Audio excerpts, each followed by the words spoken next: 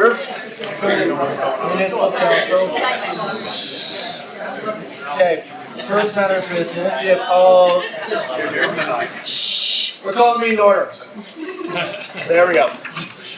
All right, first matter of business. We have approval of the minutes for March 3rd and March 17th, 2026. Do I have a motion on the matter? I'll make a motion to approve the minutes for March 3rd and March 17th for the committee of the whole. I got a motion. Do I have a second on the motion? I'll second. Okay, I got a motion from Councilmember Turner and a second from Councilmember Boland. All in favor, say aye. Aye. Opposed, say nay. Okay, first matter of business is our first discussion item, I should say, is a discussion on the Murray Coalition presentation from Sherry Van Pipper. Sherry and Sierra. Sherry, Yeah, 15 minutes. Hello. I am going to honor that 15 minutes by very actively setting myself a stopwatch so that I don't go over that 15-minute window, and I'll start that as soon as I have the presentation up. So thank you for having Sherry and I here this evening. I'm really excited for the conversation, to share some highlights with you all. And before I really dive into that, I want to acknowledge that there are a lot of folks who have put in a ton of time and effort in the coalition. And I'd like all of those folks to just raise your hand if you're here supporting our coalition. We really have a lot of community support, and they're incredible people. So tonight, first of all, I'm Sierra Marsh. I am the coalition chair and the prevention specialist for Murray City School District. I have a couple of goals for my 15 minutes with you today. The first is just to share about our coalition, our framework, and where we are in our process. And the second is to really highlight some of the key elements of the community assessment, which you do have in front of you. I am not going to walk through page by page of this because there's so much data in there, but I'm going to highlight some key factors and components of that. And before I dive into that, I want to acknowledge that while the Communities That Care, or the CTC framework, is very oriented around youth, and while a lot of the data I will share with you tonight is focused on youth, so much of what we do is about our entire community. The data represented here represents stories for everyone here, all of our residents, and it really impacts the health and well-being of not just our youth, your kids and grandkids, but also yourselves, your friends, your family, your neighbors, and our community as a whole, as well as our businesses. So, all right. Murray Partners for Prevention is a Communities That Care, or CTC, coalition. This is a nationally and internationally recognized coalition process or framework. Has decades of evidence supporting it, and we're very honored to be a CTC coalition. A couple things about our coalition that make us really unique, even though we are this evidence-based CTC coalition. We are one of the newest coalitions in Salt Lake County, and also one of the farthest along in this framework. So even though we've been working very hard for several years now, we are making progress and kind of trucking along pretty well. And we also have incredible youth involvement. The youth that are part of our coalition are highly dedicated, motivated, and inspiring humans that I'm honored to know. We meet monthly with our entire coalition community board and are comprised of volunteer work groups. This on the screen in black here is kind of a vision of what we're working on. When people ask us, what does the 4 mean in Partners for Prevention? We talk about these things. These are the things that we do to achieve that vision, right? We are supporting residents, we are connecting families to each other and to resources. We empower youth, and we are ideally fostering lifelong growth. So this framework here, these are the 5 steps of the CTC process, and we are right at the end of phase 3, developing a community profile, which is what you have in front of you. This community report or assessment was a little bit delayed due to some high-level state challenges in getting our SHARP data results, SHARP survey results, but we took that data compiled with some publicly available data, and spent so much time, over 20 people, lots of hours looking at all of that and having some conversations and training around how do we even analyze data. Ultimately, we identified some target areas we wanted to focus on, put that all into a changeability matrix, meaning we talked about how important something was and how changeable that was, and that's really how we identified our key priorities, which are on this screen here. So there are about 10-ish items on this page, and these were all identified by our coalition as things we want to focus on and think about. On the screen, those with a little image or icon next to it, those were identified as our first priorities, meaning these are the things we're going to tackle or really set some goals around and take action on first. I just wanted you to have all of those in there. In your community report, there are 3 pages broken down into priority risk factors, priority protective factors, and priority behaviors. For the sake of the time we have tonight, I kind of just focused on those top ones that we selected as our first priorities to discuss tonight, and some orientation to the screen in front of you and those pages in your community report. What is in orange up here on the screen, those are those risk factors, protective factors, and behaviors we're focusing on. We also compared all of this to how we're doing as Murray compared to the rest of the state, and if we're seeing positive trends or if we're maybe trending negatively in some of these areas. So a protective factor is everything, a characteristic, situation, quality that protects against the likelihood of unhealthy behaviors occurring for our students and our youth, such as drug use and violence. A risk factor is anything that increases the likelihood of that unhealthy behavior taking place. So that's just some orientation to what a risk factor and what a protective factor is. So as I mentioned on the last slide, really our top behaviors and things we're thinking about right now are around mental health and are around substance use and parental involvement in that. So some data I'd like to point out is we do have about 1 in 3 students reporting that they are struggling and feeling depressed, which is higher than the state average.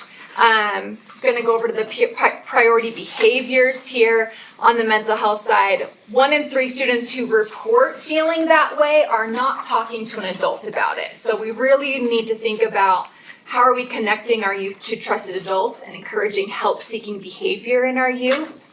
And then on our kind of parental attitudes favorable towards antisocial behavior, often it is like, what does that mean? It basically means that students say that their parents might not really have strong feelings if they were drinking underage or not going to school or lying, cheating, things like that. And our rates are higher than the state average with that and are trending negatively, meaning more students are reporting parental attitudes favorable to that antisocial behavior. So that really is something that we want to target, along with 1 in 6 students reporting easy access to drugs and alcohol. Going over to the behavior side, many of our students, more than half of them who do report drinking underage, are saying that they are drinking at home with their parents' permission. And then 1 in 5 students who report drinking say that they're drinking at someone else's home with parents' permission. So that's an area where we think as a coalition, we could do some education and some work around that. There's one indicator on here that I also really want to call your attention to, and this is our priority protective factor. Almost half of our Murray students who reported or participated in the SHARP reported that they are getting rewarded for positive pro-social involvement in the community. And that is great, but we are less than the state average there and are trending negatively. fewer and fewer students are reporting that they are involved positively in their community and are being recognized for that. So I believe, and this is such a big part of the coalition, is that this is a significant opportunity for us to build collaborative relationships and opportunities for our students to be involved in the community. And an ask I have for you to just ponder in the back of your mind, right? How can we encourage more positive participation in our community and reward our kiddos for that?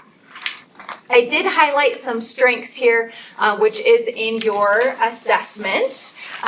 While some students are reporting those depressive symptoms, 80% of our kiddos are reporting that they do believe it is okay to seek help when they're feeling sad or hopeless.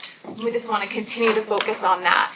And across all of our grade levels who participate in the SHARP, all of our suicide-related indicators, so students reporting that they are considering making a plan or are attempting suicide, those have decreased since the last SHARP survey, which is really exciting, and I'm grateful to see that. Additionally, across all grade levels, students are feeling less socially isolated than they were historically, and I think post-COVID, that's a really exciting thing to see. Our numbers there are almost back to where they were in 2019.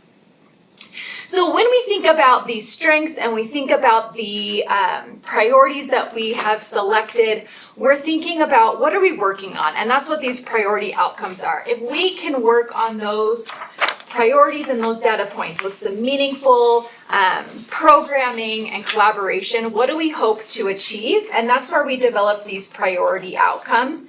And I would like to point you to these three that I've highlighted on this screen, because I do believe that these three priority outcomes, we have, again, really strong opportunities for collaboration with the city, the school district, nonprofit organizations, and other agencies in our community, right? We can work together to increase opportunities for our students.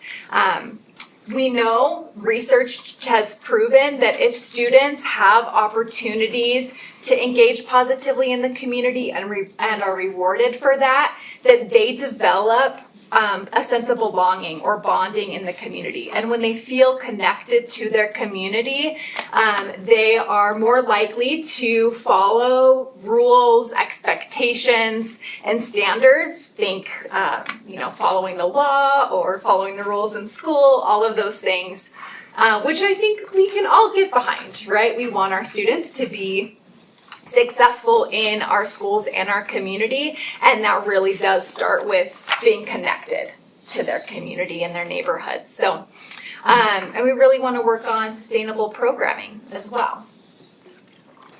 So I get the ask, right? The ways that you can support. I included our coalition meeting information there. If you ever want to stop in and see what our meetings are like. We have several work groups that are always working on important projects.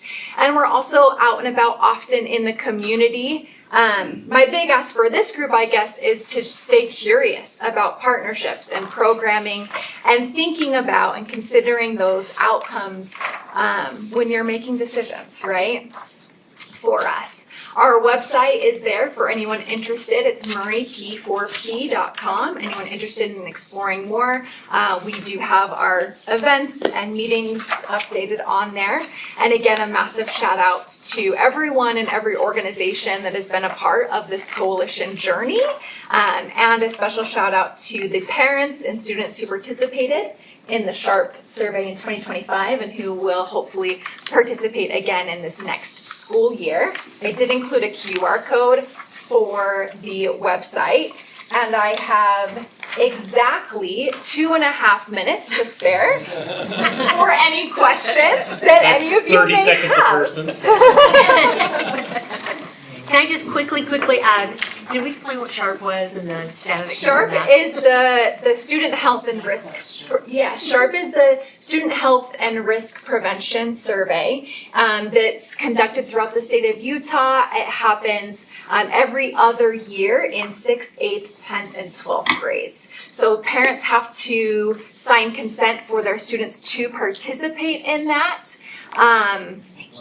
And then students also have to opt in and ask them questions related to those risk factors, protective factors, and any behaviors that they might be engaged in, both like challenging behaviors, but also the behaviors we want to see from students. Okay, so it's statewide. Statewide, yep. Is it done nationally? We are able to compare, so the agency that helps do the data works nationally, so we can also compare our rates of all these things to national data as well. Do we have a county and a state and a national comparison to where Murray sits in particular?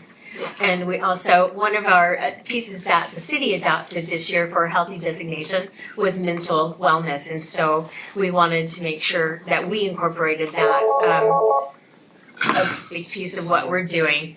And The code's not You working. need to add an HTTPS. this is Jennifer. The QR code just goes to straight down. Yeah. Will you just mute your phone until the power department comes up and then we'll bring you on? It's the future. The other thing was that our board members chose these priorities. It was not us. It was, we have 45 board members that have been active for over 2 years. And so that to me says a lot because these are residents that volunteer and that are passionate about this process. And in the very beginning, Pam went to other cities with us. We went to different meetings to look at what other coalitions were doing. And Diane, I know, looked at this at a conference about 3 years ago, and was interested in it too. And just through the county, and Whitney is our right hand from Salt Lake County Health Department, and we have added so many coalitions this year, and the county and the state have really recognized the importance of that and the growth in our cities and making them healthier and more resilient.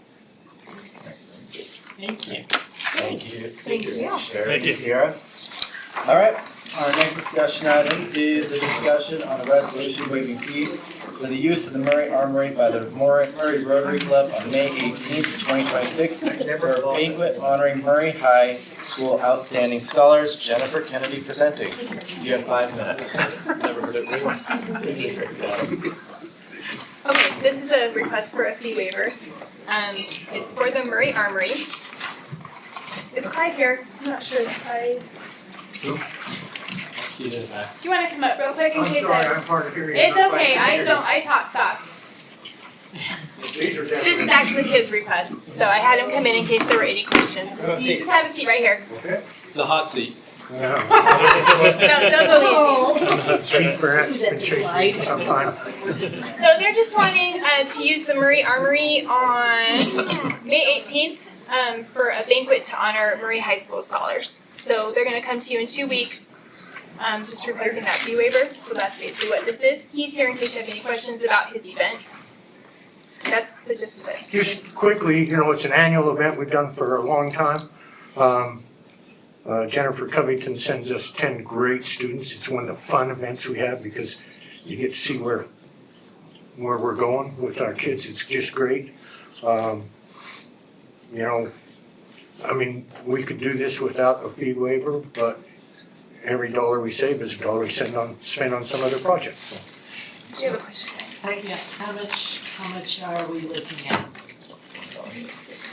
It'd be about 500 or 600. And how long 600. are they gonna be in there? It's just one evening. It's just the evening, like Yes, 5 this is the same thing we do. This is replacing the commons area that we do at Murray City for the scholarships. That's what this is. Oh. So they're just moving it from Murray City to us. We're still doing our scholarships. So this is just that scholarship. A nicer venue. Yeah. Well, the Golden Corral, I have no complaints. Fees it's not recognizing those students the way they ought to be, in my opinion. I didn't know if it was an all-day thing or what. Do these students have to be part of Interact or? Nope, no. Okay, any student that Jennifer sends. It's scholastic, community service, we were just talking about, getting involved in the community. ATC scores, accumulation of those. Oh, excellent. Sounds Thanks great. for doing it. Oh, it's fun. And I'll invite all of you to come. It's Well, you have to let me Atkins. know, because we're doing catering, but, and they're gonna grow up both someday. Yeah. Thank you for your time. All right, Thanks, guys. we're now gonna move on to a presentation of the Power Department's 5-year plan. Can we hold the applause? Round of applause, we got a 5-year plan. Do you have a nice packet like this? Andre, or Andrew's on the phone. Yeah, I don't know who it is. It's over. Oakinson. We got Josh right here. This one? Yeah, Sean. Andrew, okay, yeah. Moses. His name's Andrew. For the record, we just say that so. Yeah, so we've got 3 people from Resolute here with us today. Can you raise their hands? Yes, we got Josh Okeson, Darren Okeson, and Sid Hendriconte. They're from Resolute, and then we have Andrew McKinnon on the phone from McKinnon. Yeah, we're one in Collins. So anyway, we're excited to be here with you tonight. So this has been a culmination of a few years for our 5-year plan, but we're here and they've done a wonderful job, and I look forward to Josh presenting and answering any questions you guys might have. So they figured out how to hook up. So I really enjoyed working with the power group that you guys have. I think in good hands, and we really enjoyed working with them and trying to put this together. I think everyone has the report. Figure out what to announce, but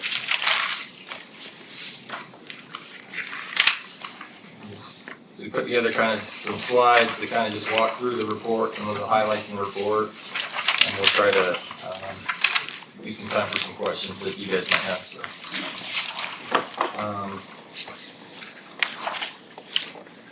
So first of all, the Resolute, we're an electrical engineering firm. We're actually up in Murray. We're just up on 5600 South. We just merged with Van Borman Frank Associates, so we're an MEP firm. Specializing in mechanical electrical systems, and then Bowen and Collins. Andrew, I believe, has worked on some of your other city planning on the water side, and so he's been helping us out to put together, some of the information that we have, working with some of the long-term studies and things that he's been a part of. So have just a couple of, we thought we threw in a couple of little jokes for break some ice. So some bad planning. See how the guy on the left playing the early pinatas, the blind guy. That's what happened to. So and the one on the right with some caveman, and he's got his little trap with himself inside of it and the meat on the outside. So if you fail the plan, you plan to fail. So we wanted to kind of just give a brief overview of why a master plan is important. So you guys are well aware you've had your own power system here for a while. It takes some coordination. It's something that people probably take for granted a little bit, to make sure that they always have power and that the lights are always on. We only notice an issue right when it doesn't work, right? So part of the reasoning of a master plan is to be able to take a long-term view of what the city needs are going to be, how the city grows, what potential concerns there might be, so that you guys as the decision makers in the city can plan for those things and give these guys the tools that they need to be able to make things go smoothly. So we carried this out for 30 years or 40 years. Is that 40 years? What year is it? 2026? So 40 years with the population growth. We wanted to look at the deficiencies in the city, if any, look at some replacement costs as equipment gets older. Also look at some capital projects that potentially will help give flexibility to the city as they grow.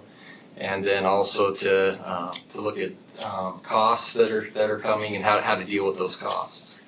So some of the situations that the city needs to be aware of, right, is it's a growing city. I think you're somewhat landlocked, so it's just population growth. I'm from West Jordan, and we're in the last corner of the city that's expanding. Everyone wants to build multifamily housing. I think that will hit you guys eventually. I think you're seeing some projects now in the city with that, right, where houses are going out and apartments are coming in, so that increases the demand on the electrical system. It changes the way that it was originally planned for, so that's something to be aware of. There's some other projects happening and, potentially in the future that we need to be aware of, and so those are a couple of other things. I know none of you guys are electrical engineers. I thought I'd just throw this out here just to make sure everyone knows how power gets to your house. So we have a power generation plant. You guys, as a city, have contracts to be able to use some of that generation. Most of it's remote. You guys have some local generation here that's used for specific times throughout the year. So that's the power plant here on the right side, and then it powers over the nice cool overhead power lines. I call them cats, big cat guys, and then comes to the transformers. You guys have five substations, in the city, with about 9 transformers that make up these little blocks inside of those substations that lower the power to a low enough voltage that the distribution, which we're all familiar with, the nice pretty overhead lines there and the brown poles. See, they're all straight in this picture. Oh, they're all straight in our city too. And then getting to the customer. So there's really 5 elements that kind of go into some bottlenecks within the city. One is whether or not you have enough power generation. So that's usually far away. That's dealt with contracts, with purchase agreements and things like that. Again, you guys have some of that generation here locally. The substations, how much capacity can those handle, the transformers, and then you have each of these arteries basically coming out of those substations that feed the city, and then you have these little, if you want to consider them like capillaries that are kind of feeding out towards each individual home. And if any of those 5 are compromised, right, the power doesn't make it all the way to where it needs to go. So here's a quick little map on the left side there. This is your city utility maps. So what we had to do was basically take all of that information, the meter information, all the available information the city has, and be able basically to build a model so that we can look at different scenarios and things like that. And that's what you see on the right is what has been built as part of this project. How long did it take to build that model? Sid, how long did that take to build that? Long time.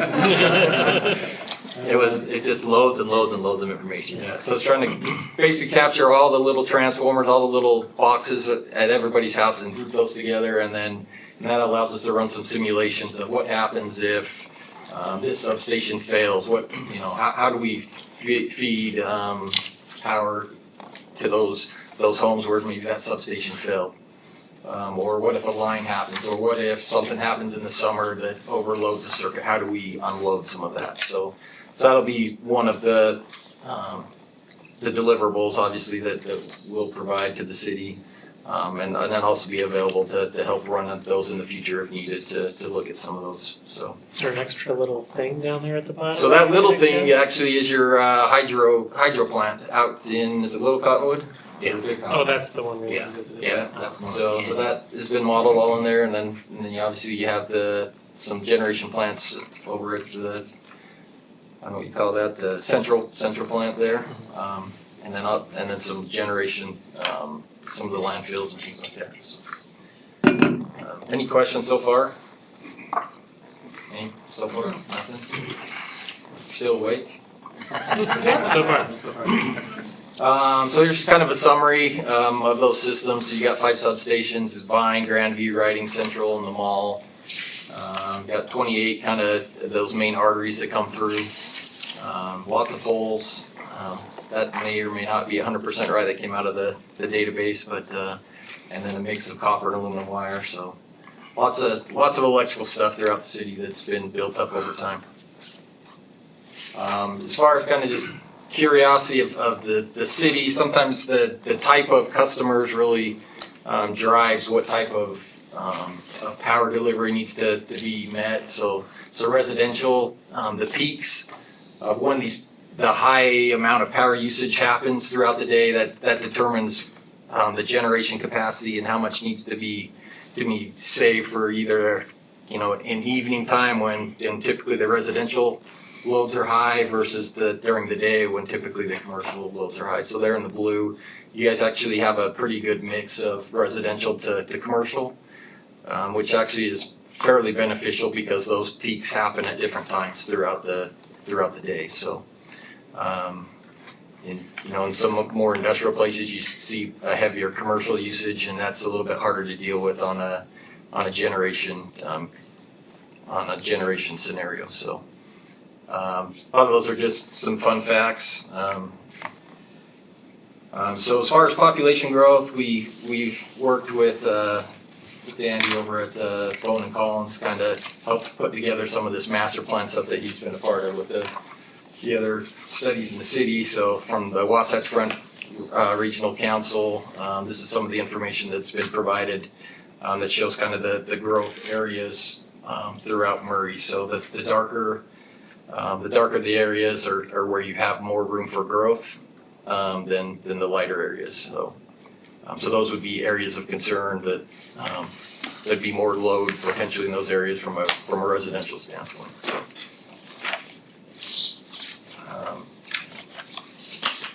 this kind of shows the commercial side. So this is based on that WFRC kind of study as well, from the employment growth through 2065. So we're working this, you can see that the graph over time, got 11,000 potential new residents and then 7,500 potential new employees in the city, which all leads to increased power usage.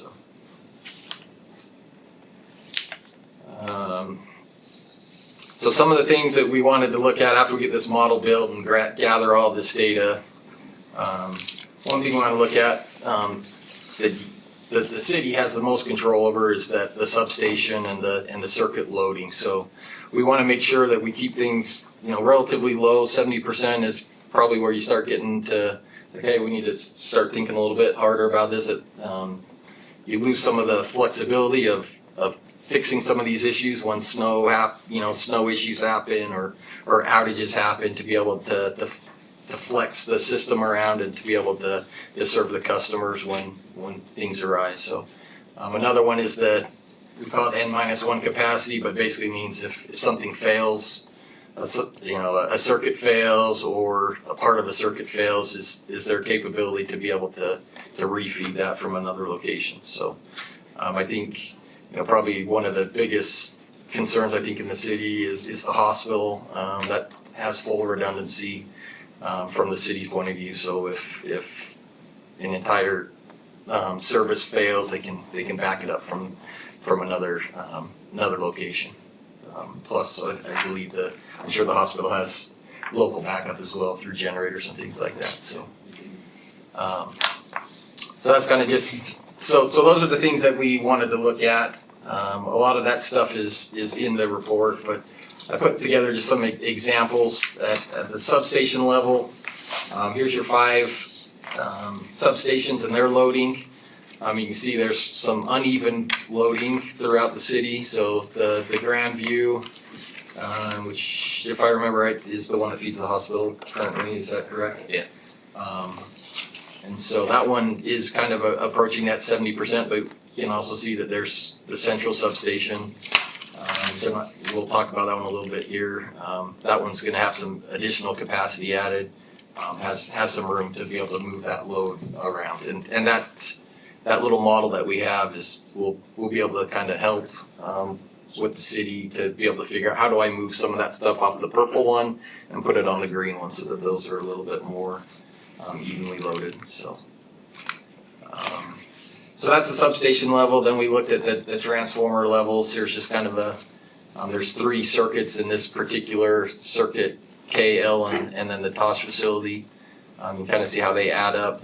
Definitely this one is well below 50%, but kind of just wanted to give some examples of what's in that study, and if anybody had any questions, we can deal with those. But Here's the circuit loading, so each of those transformers has about 4 of these main arteries that come out of it. There's 3 of those here. Again, this is that LK and that Tosh circuit. The capacities are well below that. So the infrastructure, the arteries of the city have actually been well designed throughout the years to handle full capacity. So we don't see a whole lot of concerns there. And then we looked at all these little capillaries. We didn't put them all together. We've got a little table here to kind of just show there's a couple of them that are 40 to 45%. These are typically updated or built over time as development happens. As a new subdivision goes in, as a new housing development goes in, those are being looked at. But the main arteries are good, and even these little capillary wires are here too. So as far as demand for the city, so demand is kind of measured by how much power can we deliver at a given time. So and that's really the concern with the generation. So this is kind of a profile. The bottom is actually months. So typically a peak in a city happens in the summer when everyone's air conditioning is running. That's the biggest concern there from a city standpoint. That's when everything starts getting loaded a little bit more. So you're at about 100 megawatts right now. And that's been pretty steady actually over the last 3, 4, 5 years, which I think kind of lends itself to the type of balance that you have in the city of residential versus commercial here. So it's pretty steady over time. We kind of built these on, kind of try to stack these a little bit on each other so you can kind of see potential issues that are happening. So you got the residential. This is again the demand, but kind of rebuilt a little bit. The blue is the residential, green is non-residential. We kind of threw in a potential increase there in the purple. That's about a 10 megawatt increase, and then one of the things we were asked to kind of look at was what does electric vehicles do to the city, and obviously that's legislatively that things have changed, in the last year with that from a national standpoint. But this is kind of a worst case scenario. As adoption increases, if that does happen, that potentially can be a significant issue for the city that they would have to deal with. So, Plus the cost of gas. And the cost of gas, right? So yeah, where does society go, right? And I know a lot of the tax savings and things are going away from a lot of just renewable energy, just with the current administration. So where does that go? That's really a wild card, and we have another little slide about that. But so that would be a potential need to increase the contracts that the city has to provide that generation to be able to supply that need to the city. So just in general, everything looks good. We didn't see any huge concerns. We'll go through some of the risks and things to keep an eye on, but this is really, all the distribution lines were well built out throughout the time. Obviously age will affect that, and poles will start tipping over, and there'll be maintenance needs, but the wire is fairly robust, and it'll last for a good amount of time. So that's, I think we kind of talked about a lot of those things. So as far as things for the city to be aware of, any type of significant growth, because you're a local municipality, you're not built like a Rocky Mountain Power to be able to move tons of load around and be able to pick up a data center or something like that significant. So this is something maybe to keep in mind as large customers come on, that discussions we need to have of how do we deal with that from a city standpoint. And who pays for that, right? Would be one of those questions to ask. Here's the electrical vehicle demand. So we tried to kind of put together a graph of what a typical residential demand looks like throughout a day. So usually at night, that's the normal residential demand is the one in the red there. So normally at night, right, everyone turns the power off and it goes away. Once you adopt electric vehicle charging, the idea is that you push those people to charge at night, so that those peaks don't coincide with the peaks of the commercial world. Otherwise, you get big giant peak, and you have to go out and look for more contracts to be able to supply that demand for a short amount of time. So electric vehicle charging is fairly heavy on the electrical usage. It only happens for maybe 4 to 5 hours, depending on the type of charger you have, but those can be significant spikes in the system. I know we did an apartment complex, and the EV charging load is bigger than the entire rest of the complex. Really? How many bays? There's 180, I think. So technology's coming to try to balance those out a little bit to kind of be like, oh, you don't need as much power, so I'm going to lower yours, and you need more. So there's technology that's coming to maybe try to balance that out, so you don't have these big giant peaks. But it is something definitely that's, I know from an electrical standpoint, it's a concern to I think everybody in the electrical world of like, how do we deal with electric cars and even more so on the utility side to pick those up. So something to think about. Again, who knows where that goes, if it'll increase in demand. As far as what's in the city, we kind of put together a little graph of the information we were able to get. The yellow is the electric vehicle usage right now in the city, so you're 2.5% or so. Seeing it's grown a little bit. Again, how fast does that grow? We don't know. Obviously, it's probably going to increase, but how fast does it increase? And I'm trying to think of other things on here. We haven't really seen, like I said, there hasn't really been a significant impact so far because of the balance between residential and commercial, I believe, and so it hasn't impacted the city really yet. But again, if it gets adopted by 50-60% of the residents, then obviously that's something that's going to affect the distribution system. So if you have a crystal ball, let us know, and we can plug it in and tell you what will start breaking. Plug it in. So there's a couple of those locations. Obviously, there's some balancing of loads that can happen. We've kind of talked about some of those strategies with the power department of some of those that potentially could be evened out a little bit to kind of provide a little bit more flexibility. So that it's definitely something that can be looked at here. So it's kind of just showing that at the mall, these are the two different transformers. So you can see one of them is fairly not loaded, the one on the left, transformer one, and then the one on the right is a little bit more loaded. So the nice thing of those are in kind of the same substation, so those can kind of be evened out a little bit easier than normal. So there's some more flexibility when things occur. So we're going to put together kind of just for everyone's information the generation facilities that you guys have contracts with from a city standpoint.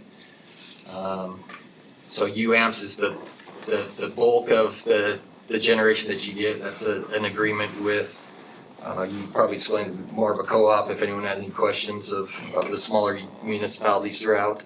It kind of works with Rocky Mountain Power to deliver that. Gets the ones that are in orange, they're stuff that's owned by Murray. You got the gas turbines at the central plant, the hydro in the Cotton Canyon, and then some landfill generation. So you can see we got capacity right now is 129 megawatts. Your peak was about 100 megawatts. So there's a little bit of extra capacity there, except for the fact that One to keep in mind, so we have a negative, so that Hunter plant retirement is the one over in Hunter that the city relies on a lot. That's going, like, are they shutting it down or Keep getting half of it or? keep getting pushed out. I mean, that's that crystal ball again.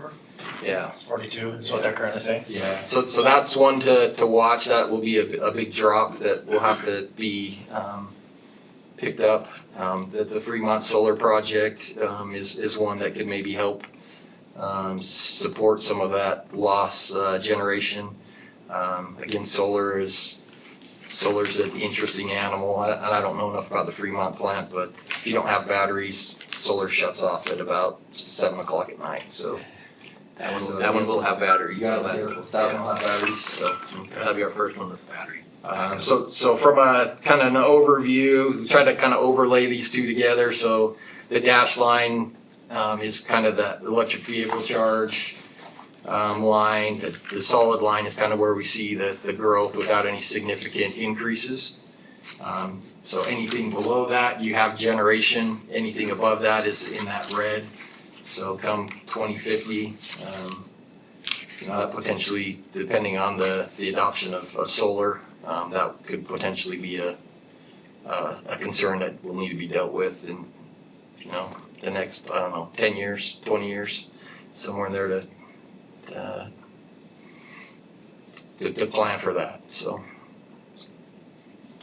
As far as upcoming costs, so these are some of the projects that we've, along with the power department's kind of nailed some of these costs with estimated costs together. So at the hydroelectric facility, there's some needs for some maintenance and some repairs in the coming year. So these are all big words. I don't understand half of them either because they're generation terms, but. So we just got some information on the Sandy site from, been working with Sandy City on that one, and that one will hopefully, within a month or so, that one will be completed. So we're excited to get that one completed. So Sandy's working? Yeah, helping? so they have a portion they have to do, they have a valve that they've got to Okay. replace. We've got the inside of the pipe to replace, but Okay. working together with them, and we're gonna make that happen here pretty quickly. So excited to get that one off that list, so. Before you go on to your next slide. Yeah. I had a question about aging runners. That's on one of these, but yeah. Chris, you wanna just explain runners for us? Yeah, so those are the Really wheels. small words. So it's the wheel that turns the generator. So Okay. the water flows through it. Those Okay. are, we had them inspected. It just depends on the flow, right, of this year, we're not anticipating much water, right, so. Right.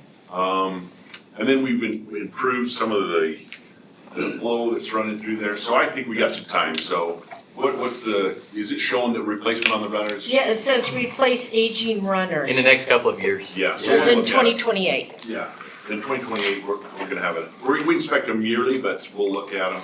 So right now, we're hoping, and I anticipate 2030, so Okay. we'll probably do something.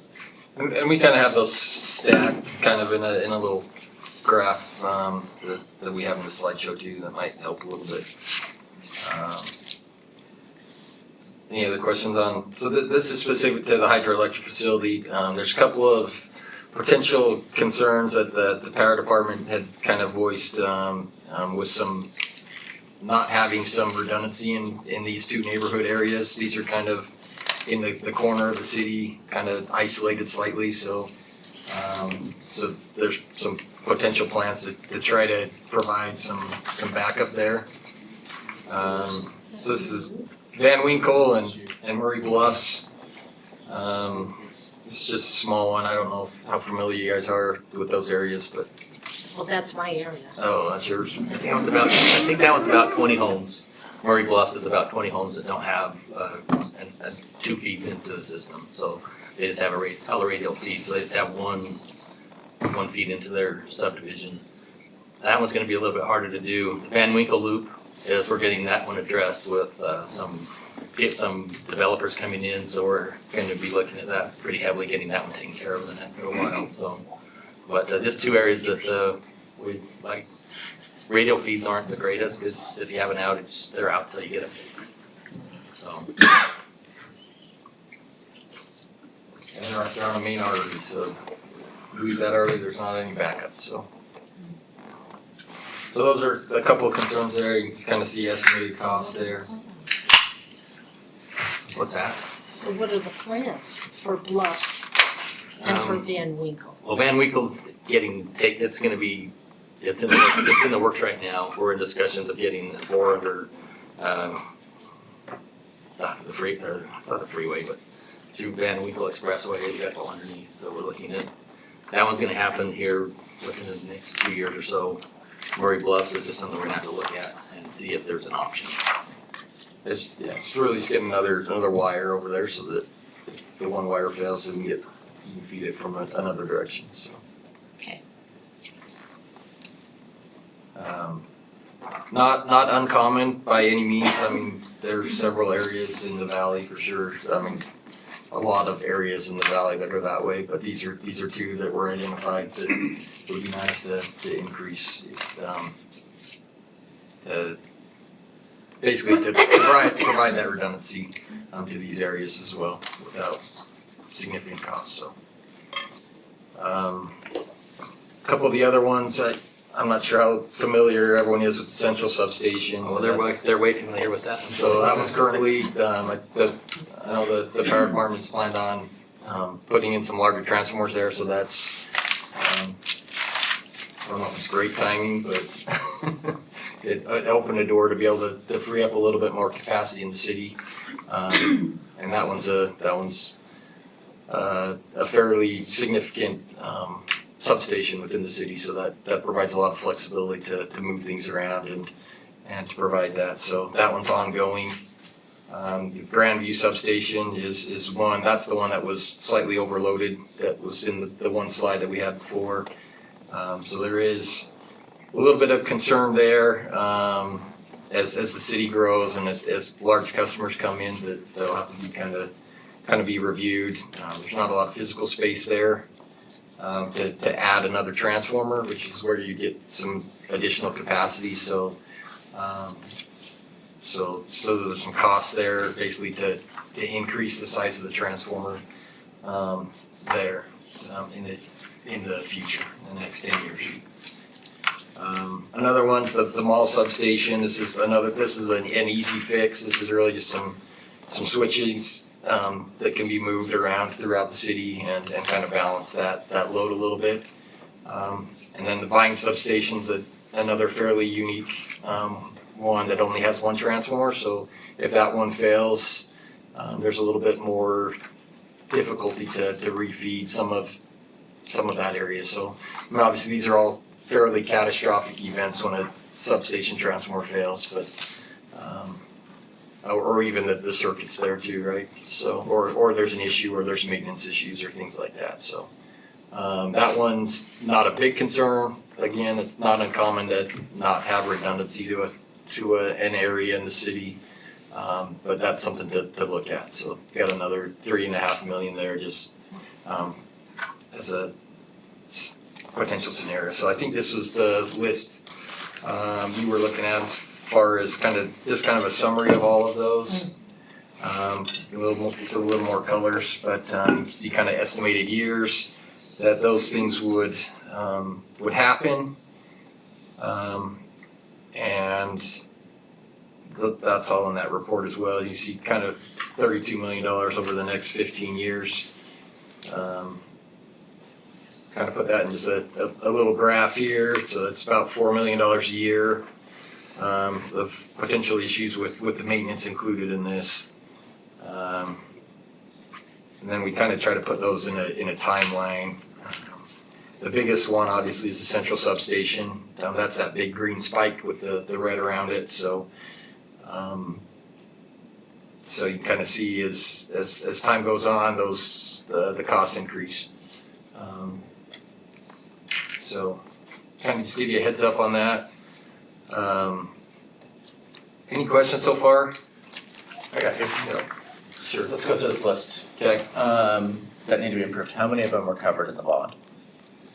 And stock relining, Let's see, there we go. Penstock, Sandy Siphon, not the hydro runners, the geotechnical repair of our essential subs, so that group right down to there. Substation security is not. Grandview substation expansion is not. Pine Street transformer is not. And those are things that will be looked at in the future. Hopefully Grandview, we can offload some of that with our new central substation. So that one, it might not be 2028.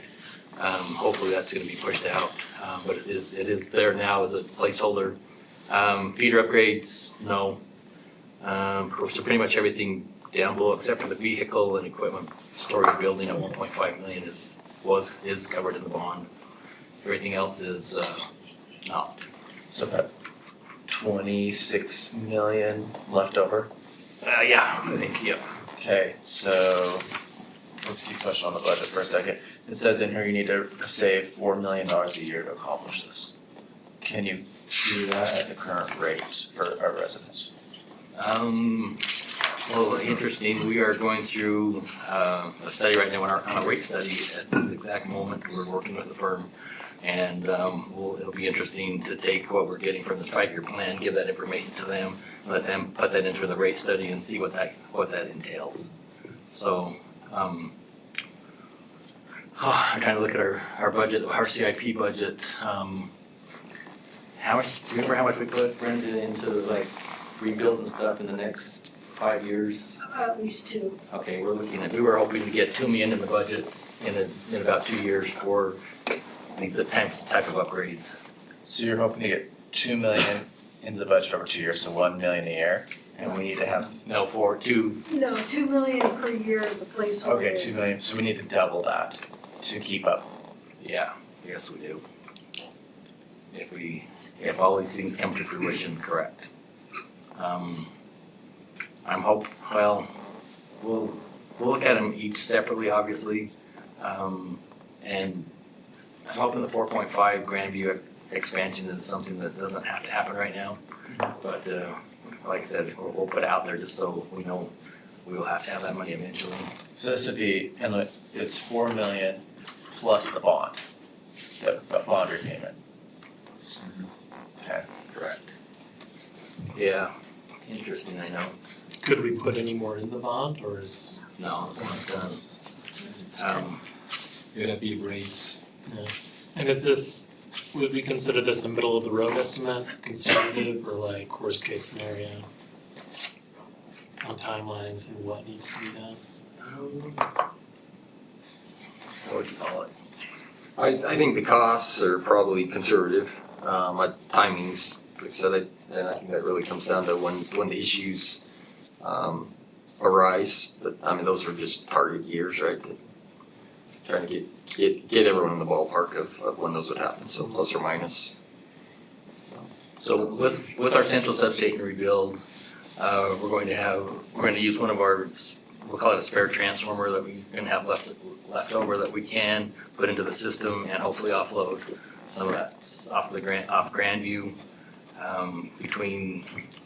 So I think the Grandview expansion, but at the same time, depending on what is causing the Grandview expansion, might be covered by a developer or whoever's pushing that through. That hopefully isn't borne completely by us, but by someone that's coming in and making that demand go up. So. A concern that I have as I'm looking at this is in my previous work at facility, roofs were our big accordion projects. In other words, if we're running over budget, we'll push that roof to the next year, right? Roofs, they can go a few years, just keep tarring them and they'll be fine, right? But eventually that cost has to come out, has to be shown. It's like cutting the bottom of a blanket, sewing at the top and saying, look, we got a shorter blanket, right? So as we look at this, even though some of these dates, right now are best guesses, we are looking at a realistic amount of money that we need to be preparing for the future. For sure, yep, exactly. And that's what I think the concern here is that we want to make sure that we're working actively towards having that money ready. because it may be 2038, it may be 2045, but it will happen. Yes, it will happen.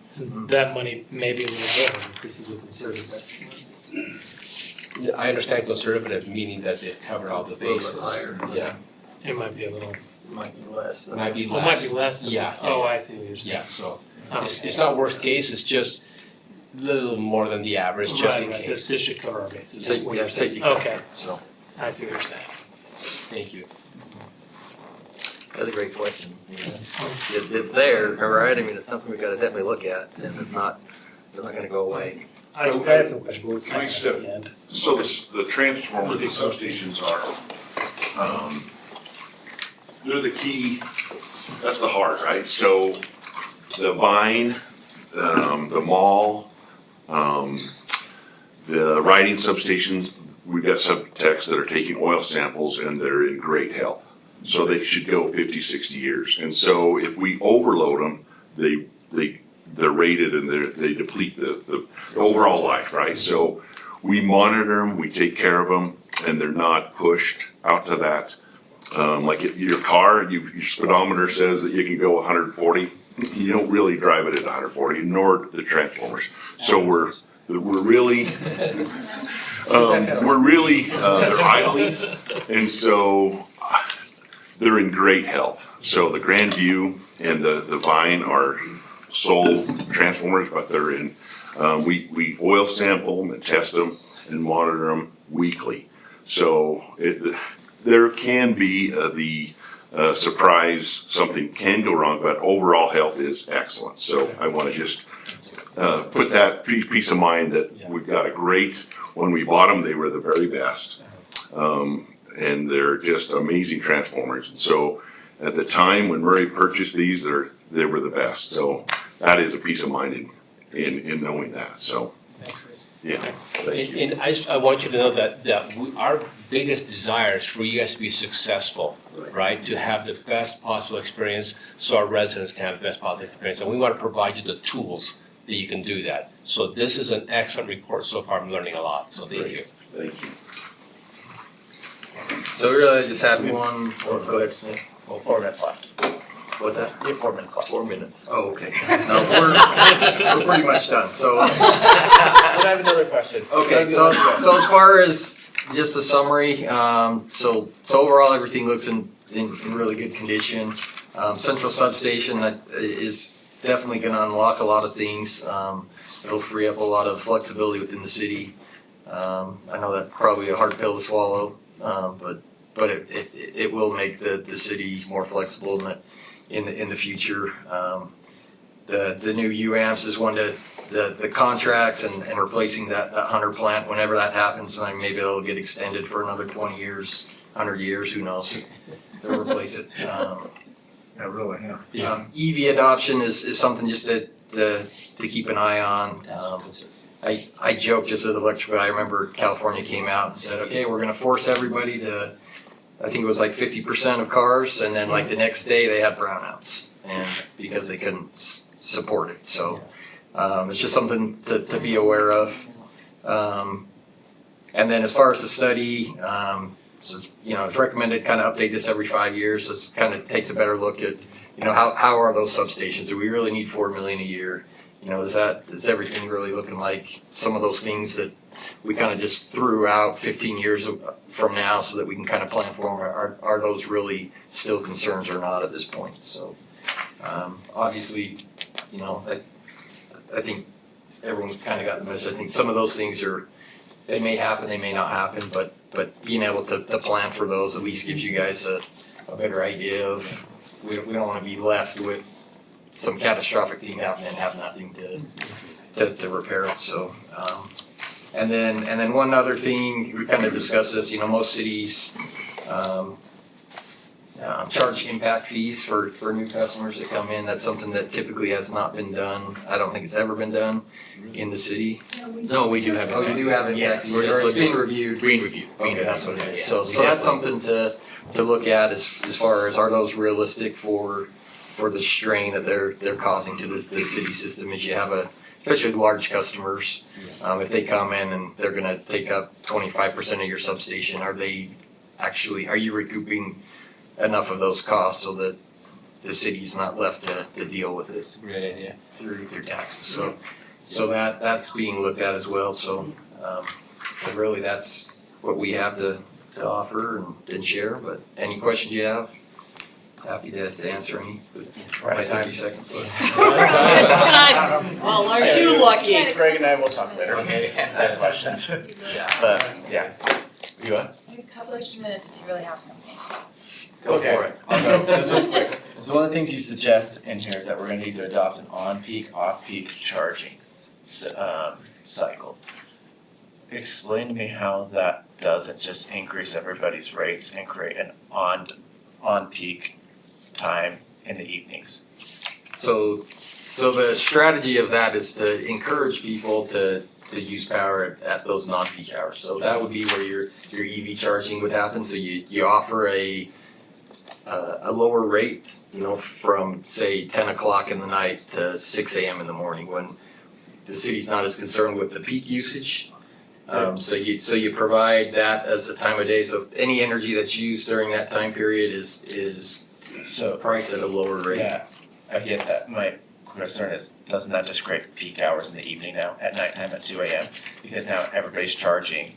And so instead of having that drop where people are turning off their AC, they're now all charging their cars. And so it goes like this and everything's peak. So we've seen that. Yeah. The non-peak hours are sometimes more expensive than peak hours during the day, which is kind of crazy because it was never like that. It was always like a $20 megawatt hour at night, but now it's leveling out and there's almost not like a break in pricing. What you're trying to do is encourage people that normally use it during the day to not use it during the day, because that peak is more significant usually than the one that happens at night. So Isn't the idea to create that even use by what the rate is? So if you rate is too cheap, you're gonna create a night peak.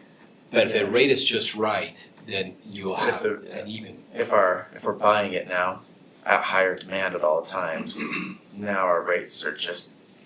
It still wouldn't it wouldn't move it like you're thinking, like, you move that, it's called a time of use rate. So everybody's home during a certain amount of time, so everybody's watching TV, all the phones on, everything, nobody's really charging. So if you move that to say 8 p.m. is your peak load, then everything that was on during the daytime is off now, and so you're charging at night. So you wouldn't move the peak, to sort of say, you would just lessen the load during that time. Which that peak is far less significant than what you see from the daytime commercial peak. That's much more significant than even if everybody were to use it at night. So whether or not the rates on your generation agreements, I don't know how those work, but whether or not those rates kind of push you away from doing that, then maybe that's something to look at. But that's how most cities are trying to cope with that, is encourage people to charge at night when the system is not as in demand. Okay, so instead of adding to the peak, they try to push it off and and if it peaks out there, it's a little better than and if all-time peaks. Yeah, and maybe something that you guys are not aware of is the plants that you guys do have. A lot of times they call that a peak shave, or you try to cut that off, and I think that's the way that the city is run. Some of the local generation is during the summer is what you do is you try to shave that top part of the mountain off so that you don't have to pay those costs. And so it's kind of that same strategy, is try to even out the power over time instead of having a large peak. Because it would be cheaper to buy some power at off-peak time, wouldn't it? Yeah. And it's something that we're looking at very. All these things we just talked about are what we're looking at in our rate study right now. So that's the rate study is gonna blow your socks off. Can I just tell you, I don't know if I'm excited. We'll see what comes out. I hear you. Well, thanks, Greg. You're Thanks, welcome. Guys. We're very happy to have this. Thank you for having this, and thank you for all the work that you did on this. It's needed. So, Thank you. yes. All right, we're moving on. We're going to combine 4 and 5 together because then they're going to overlap.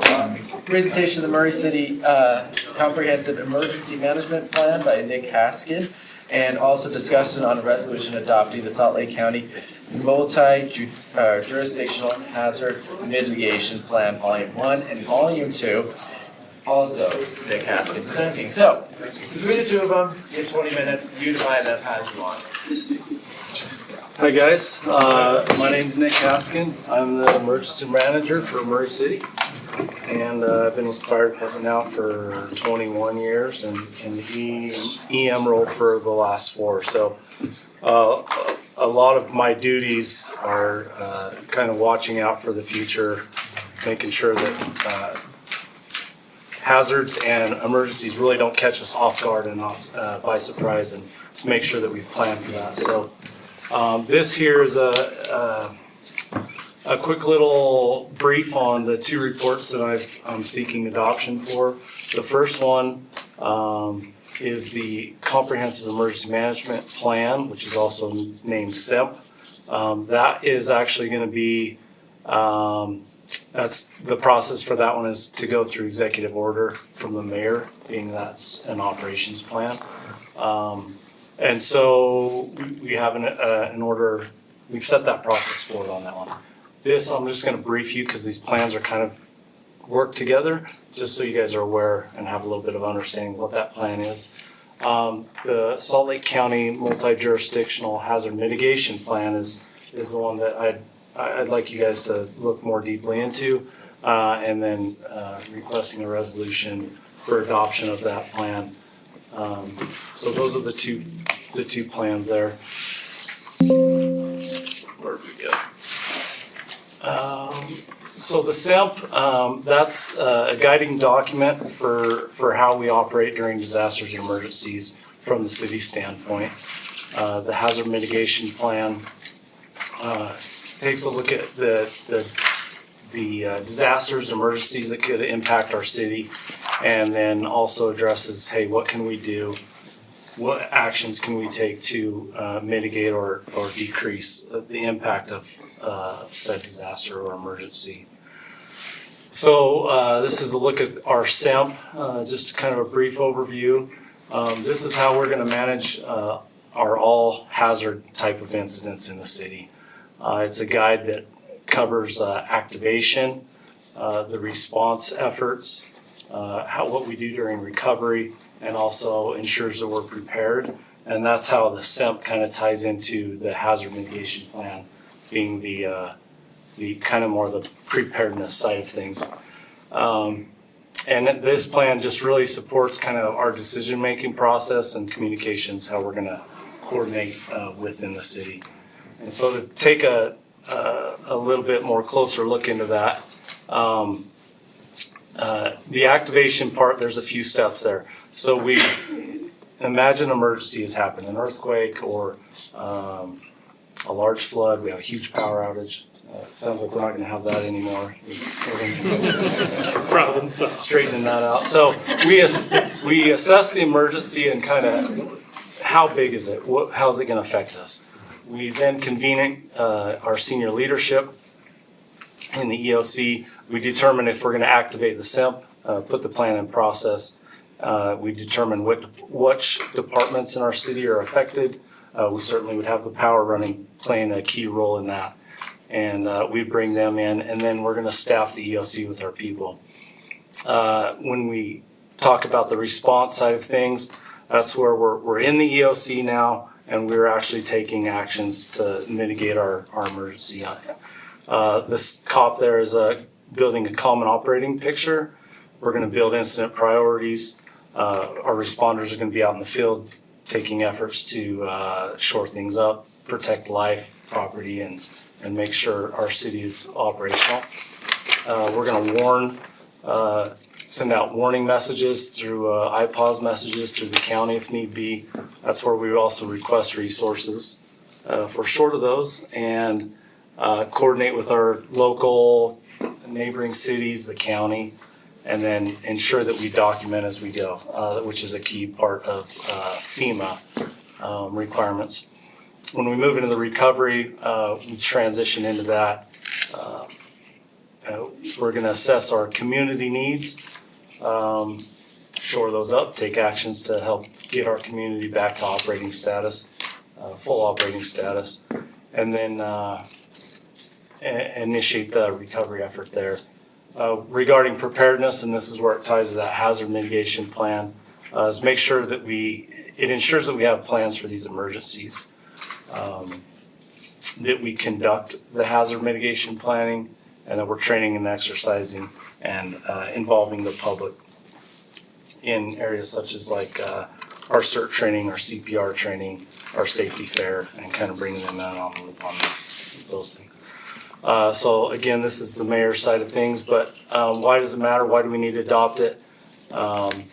It just kind of establishes that authority and ensures that we're operationally organized. The key point there is it's required by Utah State Code, and you can see there at the bottom it says each city and town shall create and maintain an emergency operations plan. So that's that plan.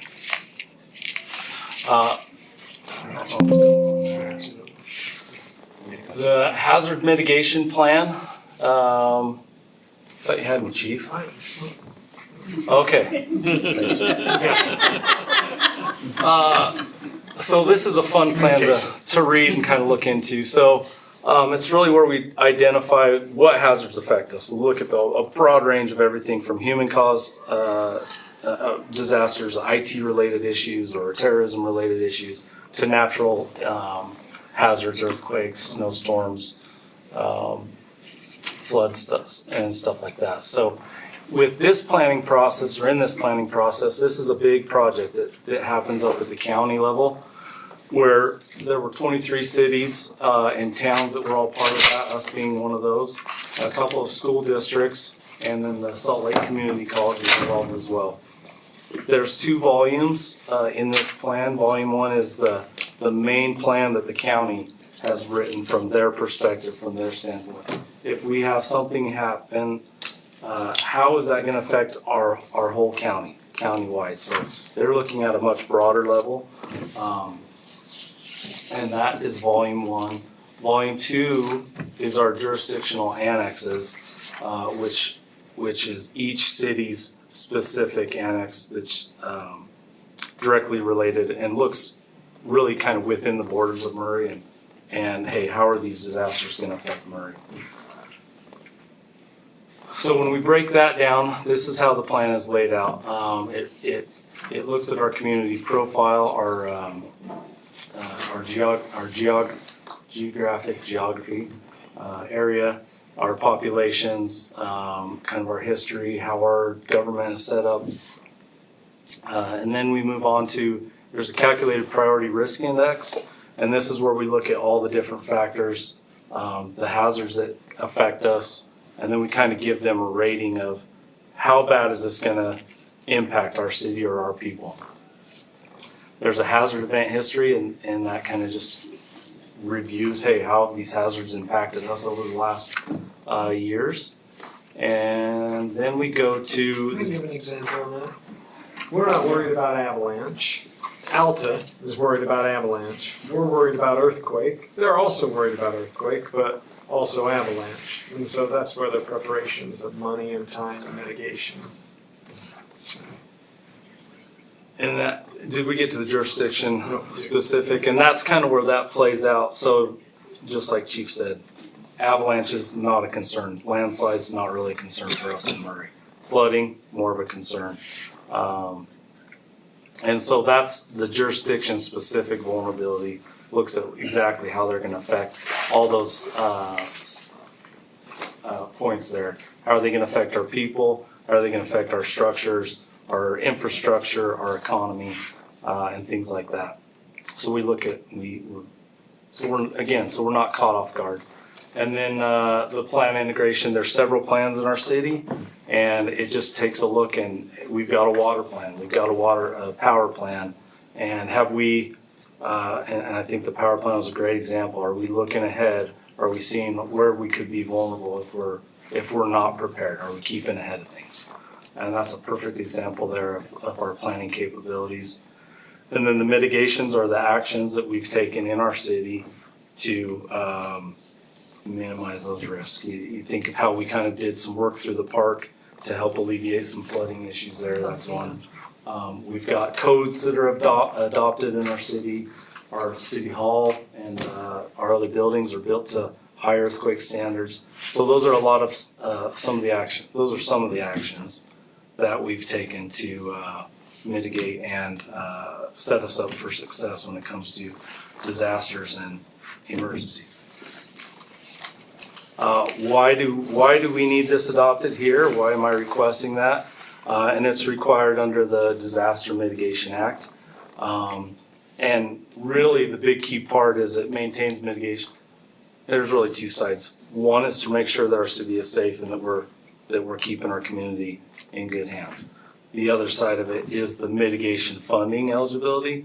So all of our FEMA dollars that we can get through grants that support mitigation projects, you have to have a hazard mitigation plan in place. Do you guys have a grant writer that looks for these? You're the grant writer. That's one aspect. Each division handles their own grants, like EMS does their grant. Their grant's pretty basic, but Nick does do the majority of the grants. SHSP, the BRIC grant, MA, or the EMPG. Yep. So there's a handful of grants that we're involved in, and I think we just got awarded some, I think around $30,000 on a BRIC grant that was tabled in 2023. It sounds like that's just being approved, and so we might be getting some funds from that. And then the BRIC grant, again, it's open again for the current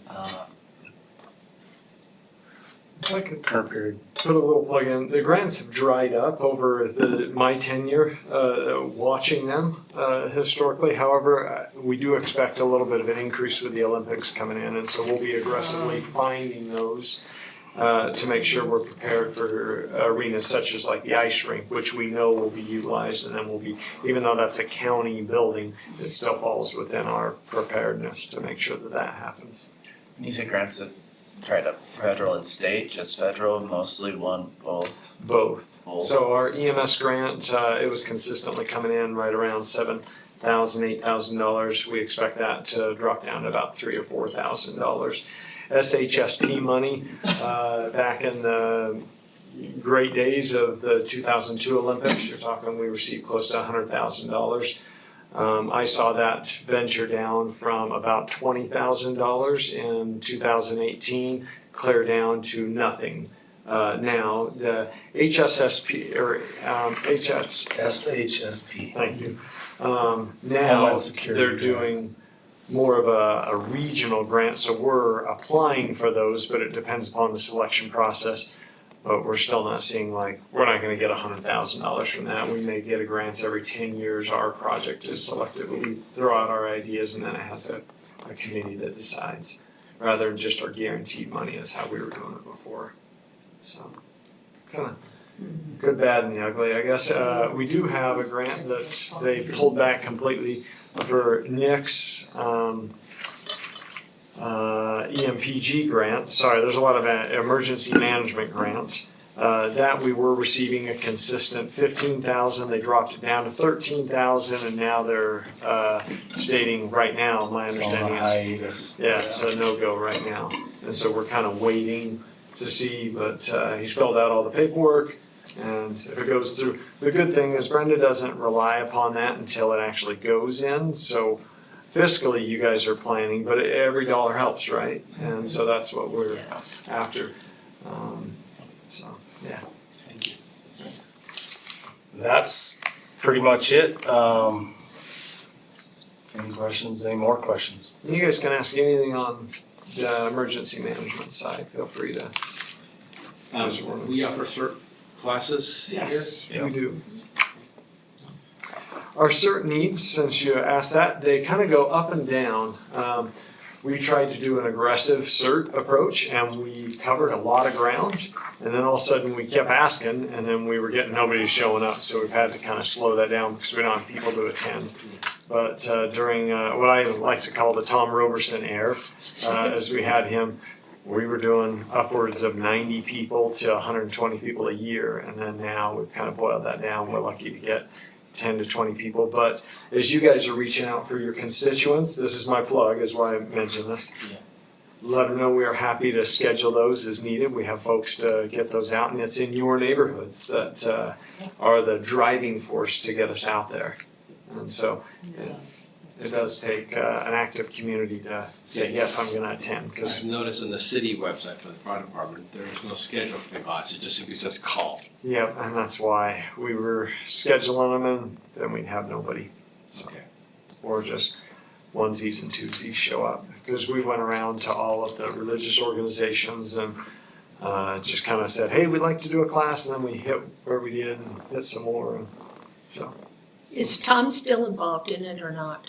he's not as an employee, but I do know this: if we ever called him up, he'd be there in a moment's notice. It's just the way Tom is. Yep. So, but not as an employee. In an emergency where communication lines are down, how people normally communicate, maybe they're not getting their internet or their phones are not working. How do we get the message out to people about how to remain safe in emergencies? You can answer that directly. The easiest way, or the most, probably the broadest reaching way, is through an iPause messaging, which is, there's some criteria for when you can send out an iPause, which is Integrated Public Alert Warning System, I think.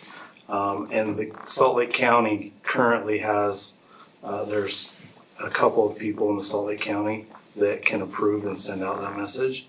So the process would be that we would say, hey, we want this message, we send it to the county, they review it, and make sure that it follows that criteria, and then they send it out and it blasts out. That's like an external speaker, like it goes across cell phone networks, landline networks as well. I think they can, and they can, if you sign up. I'm gonna finish up. You're gonna go your sign-ups? No, keep going. There's a sign-up piece on our website as well under the fire department. Sign up for emergency alerts, I believe. And you sign up there, and you can get, I believe, a text or an email through that messaging system. We currently do not have, which would be awesome if we did, our own system, Murray system. So we could talk to our people that we, the iPause messaging is for, an evacuation order. Hey, there's a train over that's tipped over and has hazmat that's leaking. Yeah. Evacuate this area, head this direction. On a smaller scale, kind of citywide thing, we just don't have that capability at this is time. that the kind of thing we could get a grant for, or? Yeah, in fact, I've got a request in for a grant right now, at least to buy the first year of having that system. So that's in, we've got that BRIC grant, so the Building Resilient Infrastructure grant. I've got that piece in. That's one of the pieces that's in that grant. And if all cell towers went down, there's 4 deployable towers that we can deploy out. Not that we own, that the co-op. So between AT&T, Verizon, and T-Mobile all are required to actually have deployable towers. So if their stuff goes down, then they can set up those.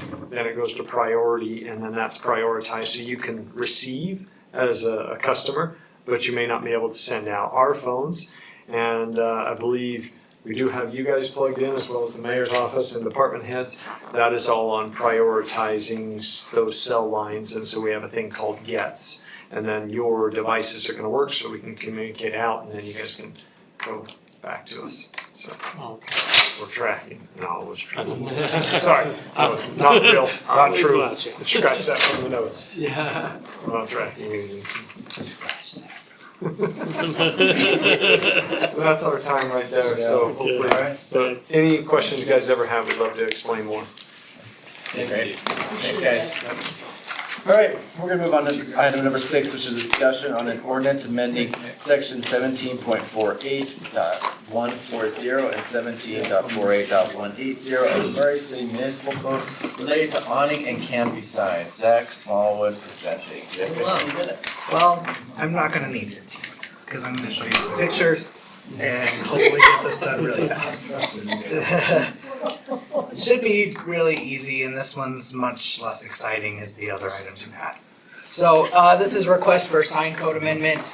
This is actually an applicant version of a text amendment, so usually you see those come from staff. This is actually an applicant that did this. So they would like to allow signage above awnings and canopies, and reduce the minimum height when a projecting sign is located above landscaping. So right now, our existing language says that awning signs on awnings are only allowed like on the actual awning itself. So if I could just point out here, so like if this is an awning right here, you could have something, you can't see that very well on that screen, but there are words on that grainy thing. They didn't really take into consideration, you know, like lettering above like a metal canopy or sign or awning. So they came in, the applicant came in with a proposal to allow it and then a formula on how to calculate the area of it. We as staff kind of looked at that and it seemed like a really complicated calculation. So we reached out to them and said, hey, what if we did it like this? Would it still meet your needs? They said yes.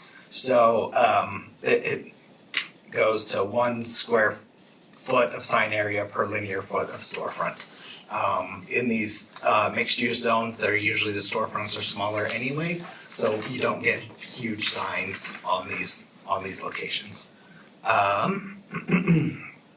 So yeah, we're removing a bunch of this information. Awnings and canopies typically are the same thing, so we don't really differentiate between the two. So this is just going to be for both. And then let's see. And then also this is where this we also just recall it out here that our sign code kind of restates things a lot of times. So we are just adding that in here as well. And then here's some examples, just better examples. So I couldn't find anything, so I made my own. So there you go. That's kind of what we typically see in Murray is like these fabric canopies, and then they typically say something on them. And this is what they're proposing to do. This is very common. So having just some they're called channel letters, so it's just lettering above. They can do kind of a bigger, like an actual sign, but then it couldn't be like illuminated, things like that. So typically that's what we have there. We have no signs like that in Murray currently? Currently, no. I wonder why. I mean, what was the reason? We have a lot of older signage, and they usually, these aren't very common in most applications. Most, like especially the mall, they'll just put it on the actual building instead of try to put it onto a canopy or something along those lines. So where they don't have much real estate in the TOD and MCMU, this allows them a little bit of extra space to do that, so. Makes sense. Yep. So Planning Commission held a meeting on March 5th and voted 6-0 to forward a recommendation of approval to the City Council. So we recommend that the council approve this. I'm happy to answer any questions. You said the height restriction is dropped. Yeah, so that was in addition, so that's an additional thing. So when a projecting sign, so this would be like, if you guys can see it, the bathroom sign right there where it shows men and women. Yeah. That would be like a projecting sign, so it kind of comes out perpendicular to the actual building. So when that is over landscaping, it can be reduced in height to 7 feet, because right now we have a minimum of 8. So when it's over landscaping, reducing that to 7 feet minimum. And you know where this is being put. Is it gonna look weird with the other buildings around it? No, it shouldn't look weird. There's not a lot of these signage. It'll actually give a little bit more opportunity for people to put some better signage on there. I'm a little concerned about the 7-foot height restriction. Like, assuming Sean Bradley's not paralyzed, he's hitting his head on this. No, because it's over landscaping. Yeah. It's not over So if walkways. he's walking on the grass, he's hitting his head.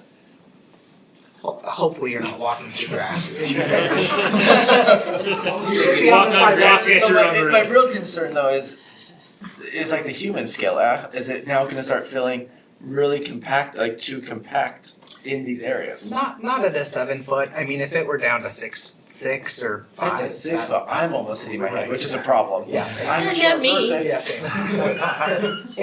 Eight is okay if there's like an actual, if it's over a sidewalk or something like that. That's the standard pretty much everywhere.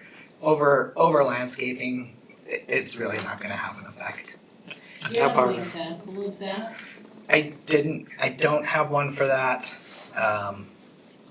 but I can have one for the public hearing. I can get one there. And how far out from the building can you awning down? They only can, so the awnings can go out 6 feet, the canopies can go 6 feet. Projecting signs, I think, can only go 3 feet from the building. From the building? Yeah. Okay.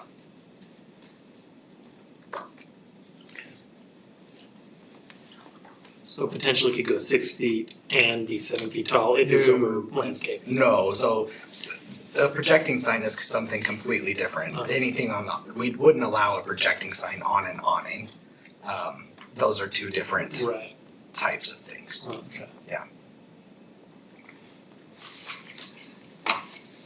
I know we can't ask this, but I'd be curious where it's going.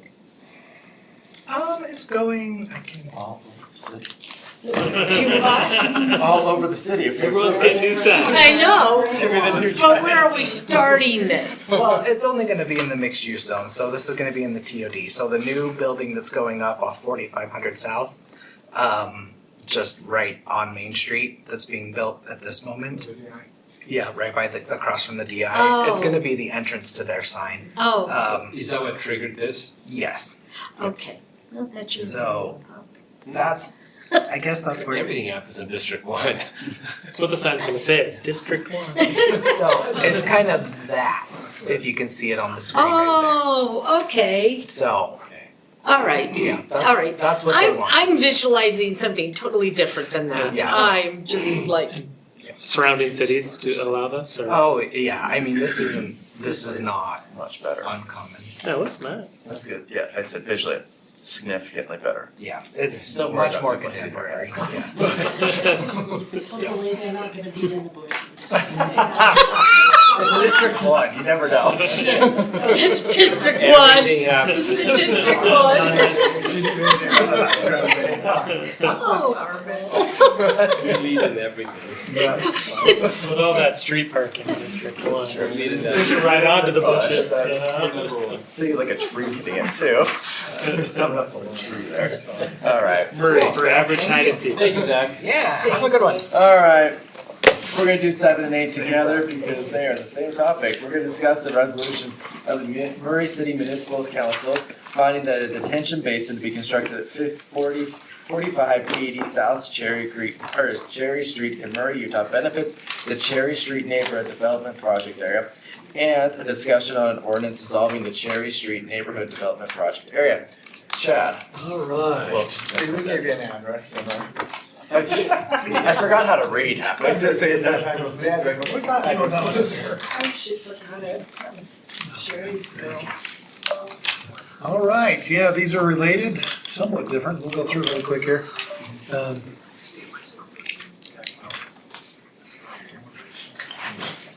So this is the Cherry Street RDA area. This is something that we've talked about in the past.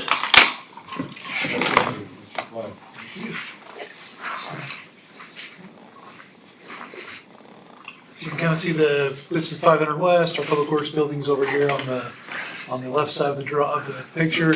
Lowe's sits right up here above to the north. Cherry Street runs north-south through the site, kind of wraps around, connects into Fifth West. So this area in the yellow is that current Cherry Street RDA area, adopted in 1991. So it's an older one, not the oldest one in the city, but it's a fairly old one. It was adopted or created for the purpose of improving Cherry Street and to work on some infrastructure issues there. Those things have been completed.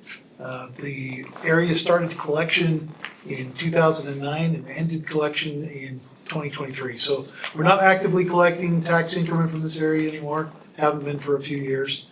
We've got a little bit of a fund balance left in that area that I'll talk about in a minute. There are two things we're really talking about, and these these two items will be brought to you at both the RDA, for the RDA board and the city council. There's action required by both bodies. We're gonna talk about this, at the RDA meeting scheduled for later in the month as well. So in terms of the background on this, there's a couple reasons why we're talking about this item tonight. Number one, we have a local business owner, the fire engineering company sits right here, that would like to combine their parcels. They own these two parcels and they own this little guy right here and this little parcel right here. Now, as they went to the county, Salt Lake County was not willing to combine those parcels because they sit in two different tax districts. So anytime you create a redevelopment area, there's a different tax collection formula that applies. And so the county said, hey, we're not willing to combine those properties because that will cause confusion with the taxing calculations that we do. So they approached us and said, hey, can we ask the city to either amend this or to talk to the county? As we've had conversations, it just made sense for us just to terminate the area. We're not collecting increment in there anymore. We've completed the projects that were originally anticipated in the area. So that's what started this whole conversation, and also just, again, we're at the point where it makes sense for us to terminate the area and start working on other projects with our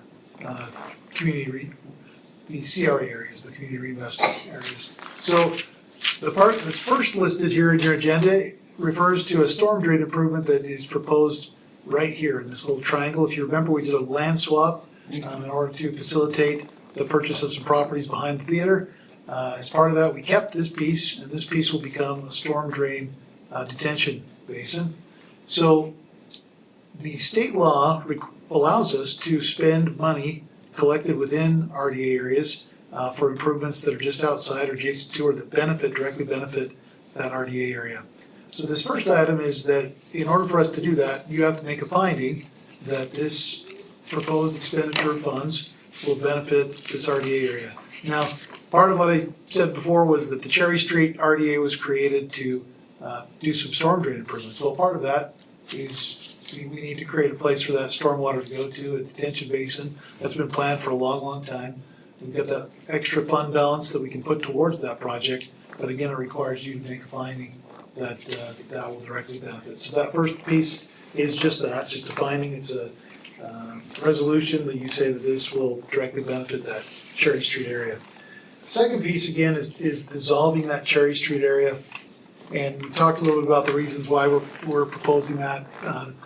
This is something that is also part of a longer term strategy as we talk about creating new CRA areas. That's the new term for these RDA areas, community reinvestment area.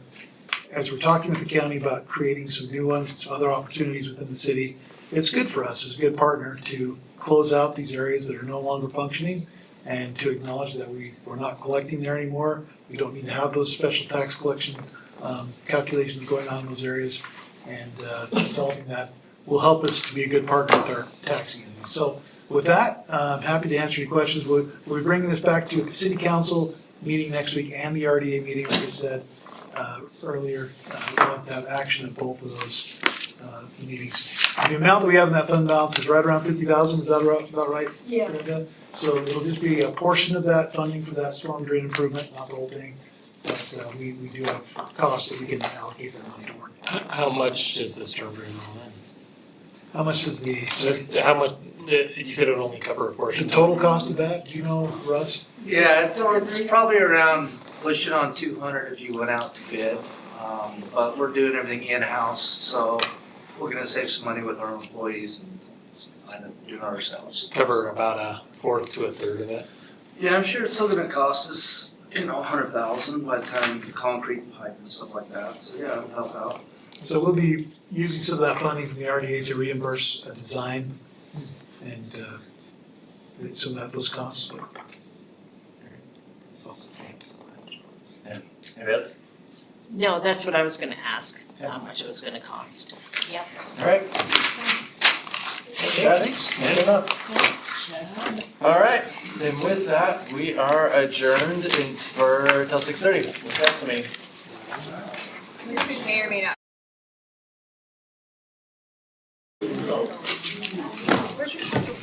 I know. Jeez. Is that the one you're talking about? That's it. Yeah. So we got the Taco Tuesday, about 50 tacos today.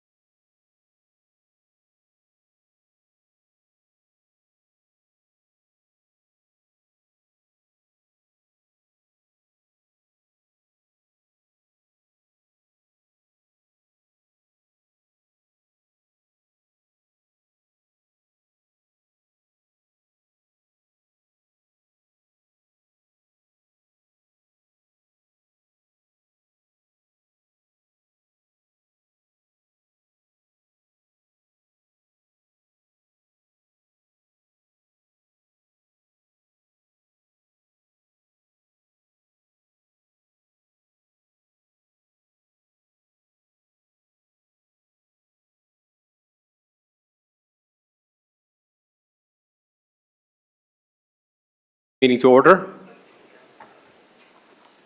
Welcome everybody here today. It's good to see a house full of people. We're going to get started today by having the Pledge of Allegiance, and I've asked Sarah Namalka to lead us in that. Sarah, would you step up to the podium? I pledge allegiance to the flag of the United States of America and to the republic for which it stands, one nation, under God, indivisible, with liberty and justice for all. Thank you, Sarah, for doing that.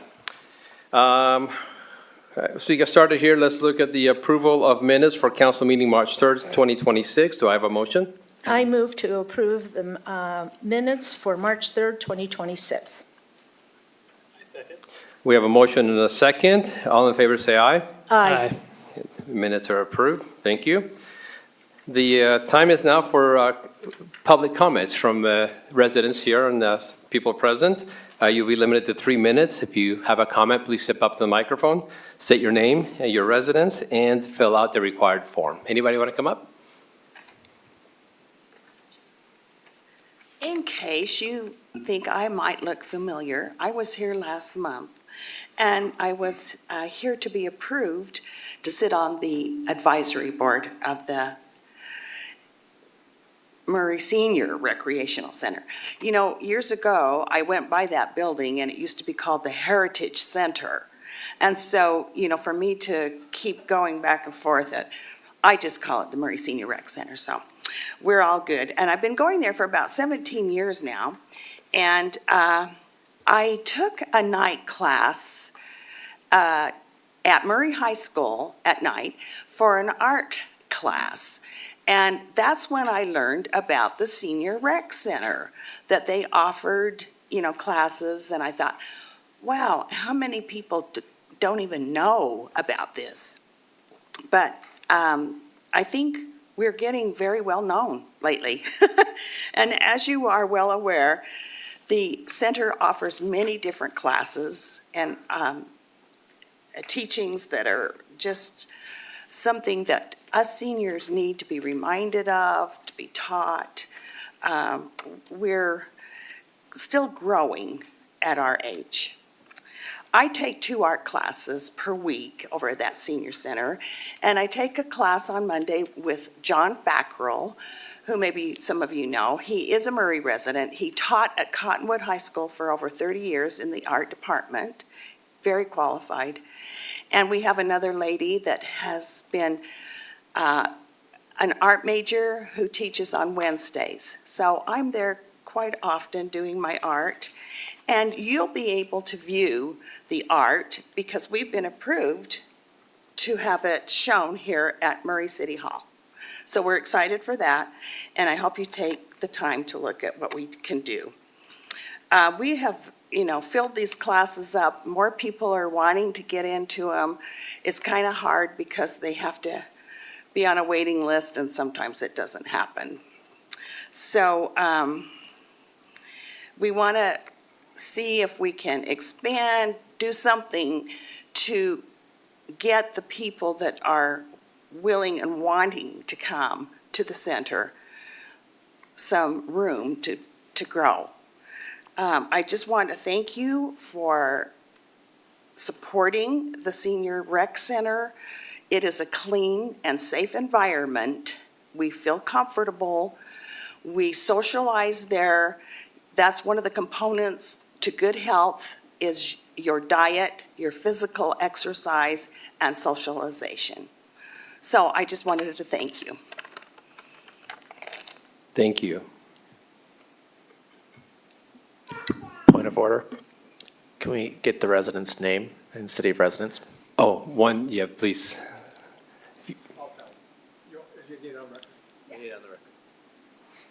Just say your name and address, or not address, Murray City. Yeah, just come up, give your name and say Murray City resident.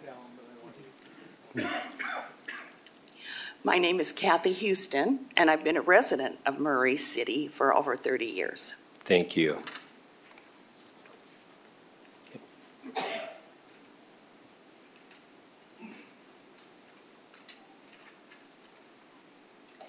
Good evening. My name is Sue Williams, and I am a Murray City resident. And I am here with some neighbors to talk about a home that is between us that has been a problem for many, many years. I'm sure if I say the name Scott Davidson, that the officer would know exactly who I'm talking about. No? Anyway, so he has been a problem. He was always a bad neighbor, but then there came a time that he became a dangerous neighbor. And we were able to get a temporary stalking injunction against him back, I believe, in 2018. And when that wore off, we were able to renew it and get another one because of issues that we had with him. And then finally, because he kept breaking the stalking injunction rules, we were able to get a permanent stalking injunction against him. But he became scary when he got addicted to drugs. I think he always had a problem, but it became worse, and it became a drug house, a flop house. We had traffic going down our little street like you wouldn't believe, like Grand Central Station, and people were stopping to go to the door with their backpacks, whatever they had available, and then leave.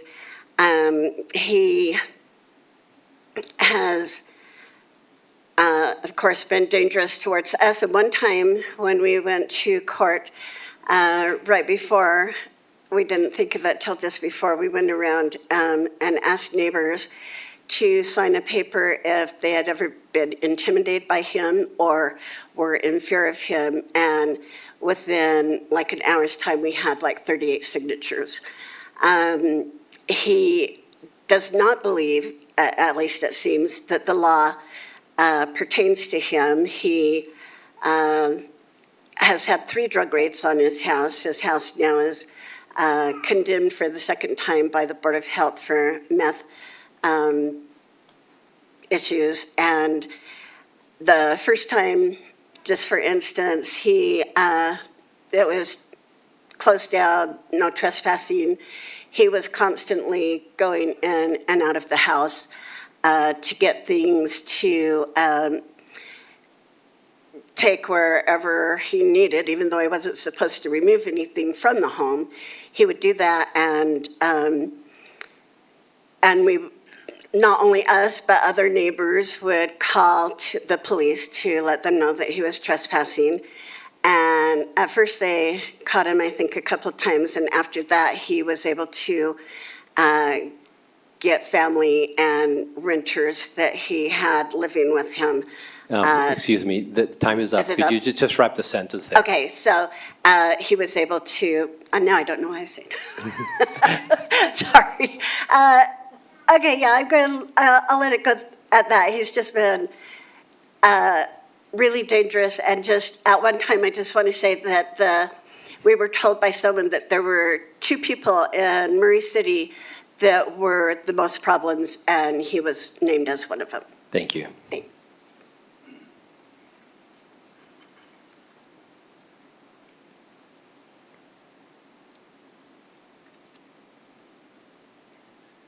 I'm James. I'm a neighbor with Sue, also here to talk about Scott. And your last name? Lamb. Lamb. Yes.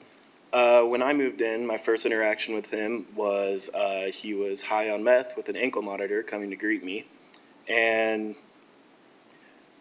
last month, his house got shut down by the health department, which led to foreclosure. And with the foreclosure, there's still been breaking and enterings, drugs still being used, people being harassed. And even when he was still living in that house, when he was doing drug deals, they would park in front of my house, and I've been harassed multiple times, threatened, and all sorts of stuff. And with this house being foreclosed, with multiple code violations, with the house and the health and safety violations, there's still been no action taken. We've talked to code enforcement. They didn't even know the house was foreclosed. And There's been a lot of miscommunication with the police department and code enforcement to actually at least even border the house up, let alone clean it or demolish it or whatever.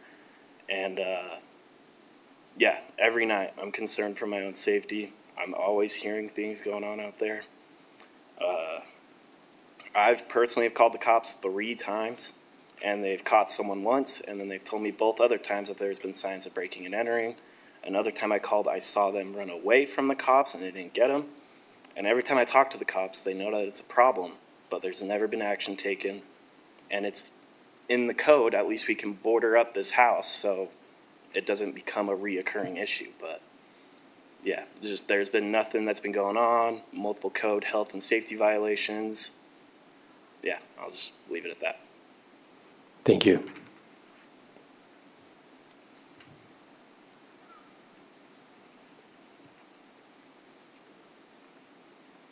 Hi, my name is Cassie Lamb, and not to keep going about the same house, but it is in regards to the same house. 2 weeks ago, I called code enforcement, and 2 officers came out, met me at the home, at my son's home where he's living, came in the backyard and saw everything that we're dealing with. The house is atrocious. I mean, there's garbage, pools, canoes, I mean, everything you can think of in the backyard, the walls coming down. The front yard looks like just a dump truck. It's disgusting. When they boarded it down, so the health department shut it down about a month and a half ago, and so obviously no one's supposed to go in there, like my son said. At night, 2 a.m, people are sneaking in, sneaking out. He calls the cops, they come, they look at it. The disconnect of when I called the code enforcement, I said, the cops, it's under, the health department shut it down. They're like, well, we didn't even know about that. So I was like, well, you would think the health department would be talking to code enforcement. You think the health department is talking to the cops. And so basically, the house needs to be boarded up. It's a health issue. It's disgusting. It's going to be harmful, whatever's growing or living. I mean, it was a meth house, and we still have the crackheads coming into it. It's a danger for the kids. There's little kids outside playing constantly.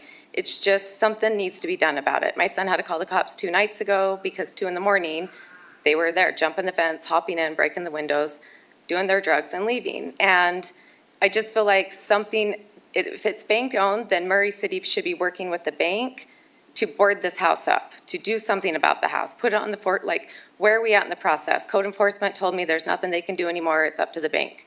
Well, from what the research we've done, Murray City can be fining the bank for not following through on this.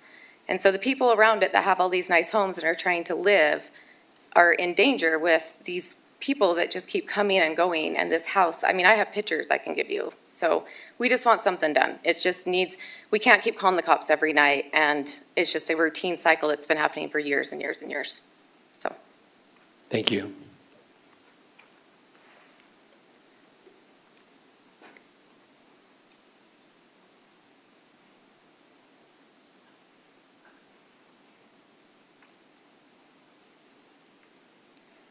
My name's David Best, and I'm going to talk about that house as well. My address is 5678 Echo Drive. Same thing, so code enforcement came out. They told us that they knew that there were illegal sheds in the backyard. I talked to them previously about some of this stuff. I recognize some of the power guys here. We had trouble with the power because Scott would get his power disconnected, crawl up the pole that's in his backyard and reconnect it with jumper cables, so he's quite the character. The problem I have, though, is that we were told nothing could be done about the tree that's knocking over the wall, and we have a tree that's causing a life safety issue that's looming over our house. The power company strings the power line through the tree, and then, eventually the branches grow, whatever, knock the power off. The power's been knocked off of my home 3 separate times because of this tree. Well, they said they couldn't do anything about it. I went down to the Salt Lake County Recorder's office, and this is Murray City's power easement. So we would like the tree removed and everything taken care of now that the riffraff is gone. Additionally, as everybody talked about, now that the riffraff is gone, it's time to board up the house. It's not practice anymore for everybody that would come over and say, oh, we need to catch people. It's like, no, it's not your bait anymore for catching the bad guys. Board it up and be done with it. Thank you.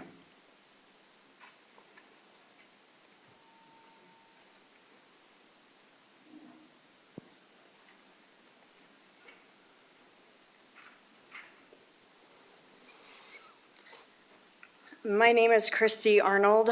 I am a resident of Riverton. I am here to talk about City Corner Store on 4300 South and Main Street. The owner is named Saif Al-Fatlawi. He was arrested back in 2020 by Sim Gill for running an illegal gambling ring where he was bringing in $8 million a year. He was also convicted of money laundering, transferring firearms, and possession of use of illegal substances. I have been a school teacher for 20 years of my life. I have spent my life protecting kids, taking care of kids, and now I'm asking you to help take care of my son. He is 16. He has struggled with mental health his entire life, and he has been going to the store and has been able to buy alcohol, vapes, and THC from this man. And it's been horrific for our family. We have had to consider putting him into rehab. And I've called and talked to the police. I talked to Detective Wendell, and he said he's getting 3 to 4 phone calls a week from parents that are worried about this store. And he said there's nothing we can do to shut him down. So I'm asking for whatever power that you guys have to work together to get this guy shut down so kids like my son, who's only 16 and struggling with mental health, don't have a place to go and self-medicate. Thank you. Thank you.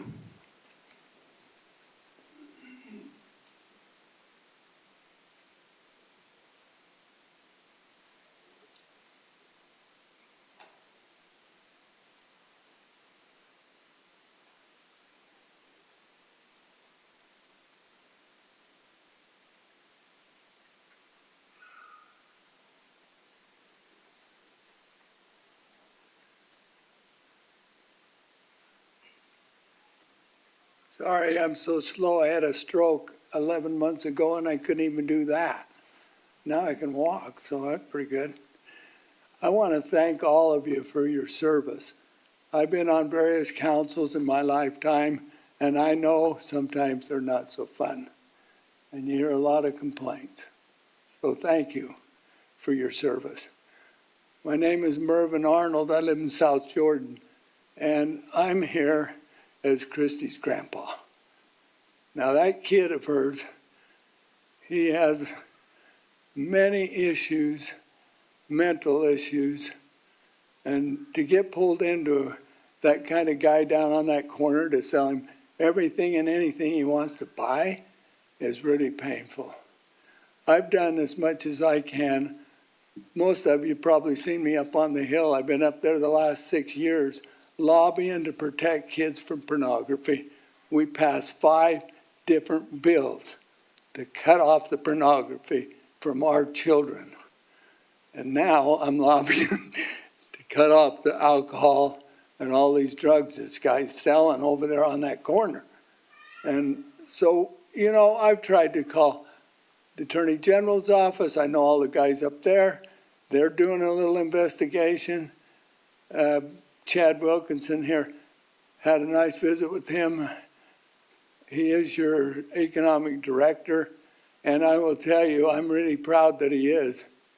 He's an excellent person. He's trying to do what he can to pull a business license from this guy, and I know all about hearings, and they have time to appeal and all this stuff. I just want to ask for your help, your support, to get this guy out of your community and have him quit selling stuff to our kids. Thank you for your time. Thank you.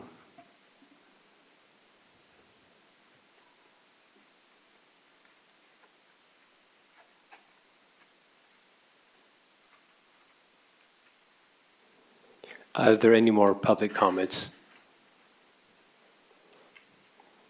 I see none, so I will now close the public comment section of our meeting.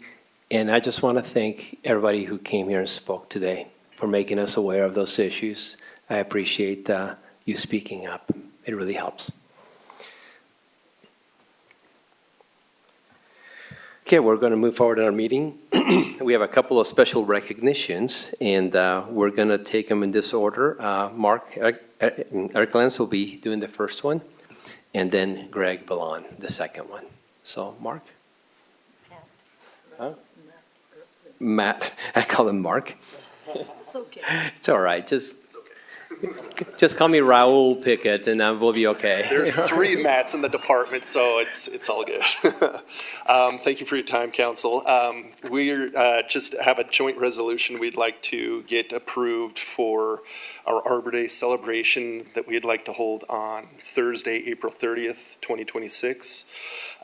This is kind of a long-winded proclamation, so I'll try and get through it as quickly as I can. Whereas Arbor Day is observed throughout the nation and even throughout the world, and trees, wherever they are planted, are a source of joy and spiritual renewal. And whereas no exact value can be placed on a tree, as the true value is in the eyes of the beholder, and the psychological, emotional, spiritual relationship between people and trees is far-reaching and complex. Whereas trees can reduce the erosion of our precious topsoil from the wind, water, cut heating and cooling costs, moderate temperature and clean the air, produce oxygen, and provide habitat for wildlife, as well as provide fun, shade, cover, and safety for us and other living creatures. Whereas in preparing for the future, Murray City is committed to managing the confined spaces along streets and near buildings so we can have peaceful coexistence between trees, utilities, buildings, and people. And whereas Murray City's Shade Tree and Beautification Commission has its prime objective, the beautification of the city by promoting the planting and care of trees and vegetation that will continually add beauty and value to the community and making it more enjoyable and desirable place to work, play, and live. As City USA now for 49 years, we are reminded that Murray City is without equal. And I'd just like to turn it over to you to approve Arbor Day for Thursday, April 30th. Thanks, Matt. Any questions or comments from the council? When is your day? Goodness. When is the day where you have the children from the schools come over to? That is Thursday, April 30th. It's going to be on April 30th? Yes. Okay, thank you. And I'd also like to invite all of the council members to attend the program at noon that day, so. Okay. Thank you. Any other questions or comments from council member? Then I will entertain a motion.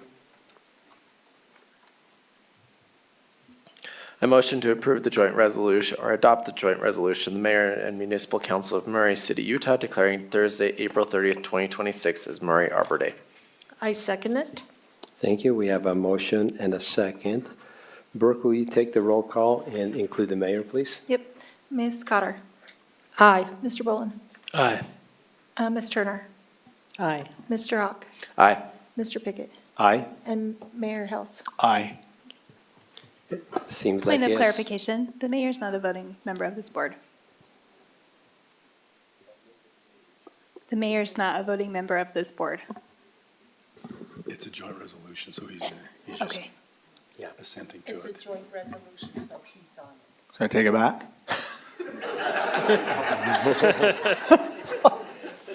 You're fine. Am I good? You're Okay. fine. All right. Okay, so in accordance with the vote, then this has been passed, approved, and adopted by the mayor and Murray City Municipal Council on the 7th day of April, 2026. Did you want to say something, Mayor?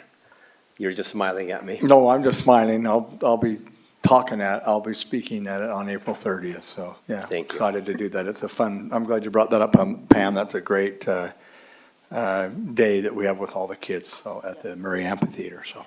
Wonderful. Thank you. Move on then to the second special recognition. Greg? Eric and Chris, join us up here. This is a small sampling of some of the best people in the world right here. Okay. They have all spent the last 4 years and Britain's been a little longer than that, but they've gone through 78 hours of on-the-job training as we got subtechs, linemen, and metering. Where's Vic? Way down there. So 3 different disciplines in our department, and so proud of these guys. Just it's hard. I mean, and as I introduce them, I'll just kind of we'll talk a little bit about it. But just think of that 7,800 hours of on-the-job training and 4 years of schooling, which is testing 3 different times during the year, and then a final test to make it to the next level of your apprenticeship. And just so proud of these guys. And that's why we're here, to bring them to the council so that you can recognize their achievement. But just so Britton Farr, we stole him from the Parks Department way back in the day. I mean, it was kind of a catch-22 because he was like one of the best sprinkler or whatever. I mean, he was our sprinkler guy, I think, and we really liked his work ethic, and so we applied and we hired him. But within Parks Department. But so he started his apprenticeship in on 8/23 of 20. So what's that? August, and he finished in December of 24. So that's his apprenticeship, and we're grateful to have him. Victor. So Victor, we took him from the water department way back in the day. One thing about Vic, he holds 3 journeyman certificates. One as an arborist, one as a lineman, and one as a meterman now. So 3. Now there's a few of us in the department that have 2, but he trumps us all with 3. So that's an amazing achievement. So pretty impressive. Jordan Hundley, right here, this guy. He's a 3rd generation lineman. They were honored down in IPSA down in Nevada, and I got to meet his dad and his grandpa. And I actually talked to his grandpa, and his grandpa knew some of the people I went through the lineman training program 30 plus years ago. It was just kind of fun to meet his grandpa, him and his dad all together. It was so 3rd generation lineman. Am I correct? Yes, sir. Okay. Crosby. So Crosby was hired on as a seasonal worker. And so this is Crosby right here, hired on as a seasonal worker. And had you been through the lineman training program at all when you got here? Okay, so he got hired as a seasonal worker. We had an opening for seasonal, and then a position came open, and he applied and got one of our best jobs in our department as a lineman. I was an apprentice. So he served as an apprenticeship and now is a journeyman lineman for us. We're grateful to have him. Colton, they pronounce his name Kakala. I should have got that guy ahead of time and said, look, it's Kakala, but anyway, and we took him from Public Works. So how many times did it take you to get here? 9 times he applied at our department, and the 9th was a charm, and we're so grateful to have him in our department as a substation technician. So now journeyman substation technician. Mike Tingy. We didn't steal him from anybody other than Trees Inc. or something probably, anyway, so he came to us as a journeyman arborist. And so he was in the running to become a foreman in the arborist division, but the position came open as a substation technician, and he applied for that, and we hired him in that position. And so we're grateful to have him on board as a substation technician. And then Cody Nessie right here. We stole him from Bountiful. So yeah, there's a few of us from Bountiful now. Anyway, he came 3rd year, you're in your 3rd year when you got here. He was in his 4th year when he got here, and so we had him finish his apprenticeship with us, and now he brought a wealth of knowledge in different areas, and a substation technician, turbines, relays. And hydro. So he had a wealth of knowledge that he brought with us, and we put that to good use. So and then we've got Eric and Chris up here with us, but these are their guys, and we couldn't be prouder. So we just wanted to present this. I think we'll do this every time we get the reason we got Britton here, because he did this a couple years ago and we didn't bring him towards the council. So just look forward to next year. I think we only have 1 apprentice that's going to make it through the program. And then we have let's see, 2 arborist apprentice, is that right, Matt? Yes. And how many linemen do we have? One, so we have 3 more apprentices coming up. And so over the next couple of years, we'll have some more people here. But just wanted to show you an amazing group of people. I love our employees, and they're the best. I would put our employees, city employees, so that, you know, I always talk about employees when I'm up here, but I love our Murray City Power employees, and I'd put these guys up against any line crew out there, subtechs, metering, anything, because they are the cream of the crop. So thank you for letting us be here today. Appreciate the mayor. Yes, please. Isn't that awesome? I'll tell you, I had the opportunity to go down and watch this, and it was cool to see these. There's 7 of you? My mouth. Where'd I go? Cypress? Anyway, it was awesome. It was so cool to see this. So I just wanted to thank Greg and Eric and Chris and all your leaders are awesome. But these guys came in and it was impressive. Russ Kakla, I said it right. Colton's father is our, what do you do, Russ, here? He's our, I don't know why I can't say it.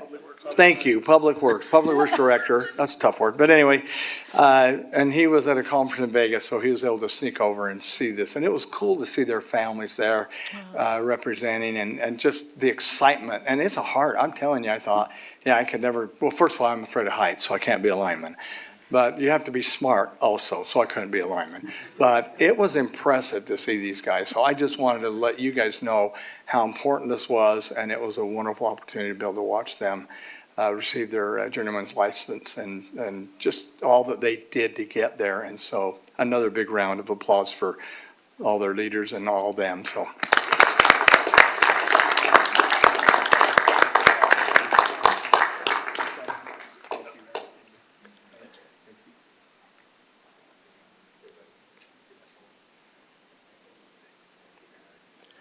Thank you so much. What an incredible crew you have, and congratulations, guys. Proud to have you in the city. Thanks for stealing all these good people, Greg. Congratulations, you guys are awesome. I'd like to know which one of you were on Bullion about a couple of months ago in a bucket taking care of one of our power outage. You guys are amazing. Thank you. I was amazed. I'm thinking, are they going to fall? Are they going to fall? Are they going to fall? Are they going to be okay? Should I get a hold of Greg? But thank you. The city is in really good hands. Thank you, gentlemen. Thank you for everything that you do. Wonderful. Thank you. Thank you. All right. We're moving on now. We have nothing on the consent agenda, so we'll move on to the public hearings. We do have 3 items of public hearings, which are issues we'll discuss. Give the public a chance to express comments. If you have any on those issues, then we will discuss and vote on it, just so you know how it goes. And all 3 of these issues, when I say it's open for the public comment, you have 3 minutes, and you state your name, the city you're from, and then 3 minutes.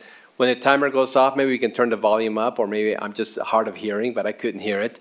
But we'll have the timer beep if you kind of go over your time. But the first public hearing is going to be by Jennifer Kennedy. She's going to present a resolution regarding golf cart fees.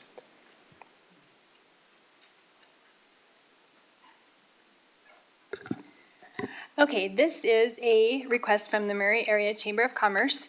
They are going to have a golf tournament at our golf course on June 12th, and they are requesting a fee waiver of golf cart fees for their event. I believe the total amount on that was around $2,400. $2,880 is the total amount for that. Kathy's here if you have any questions, or I can answer any questions you may have. Does she have a date on when that? June 12th? June 12th. Do we have a date, Kathy? Okay, thank you. Any questions for Jennifer? Okay, then we'll open for the public comments then. This is your chance if you want to speak up on this issue.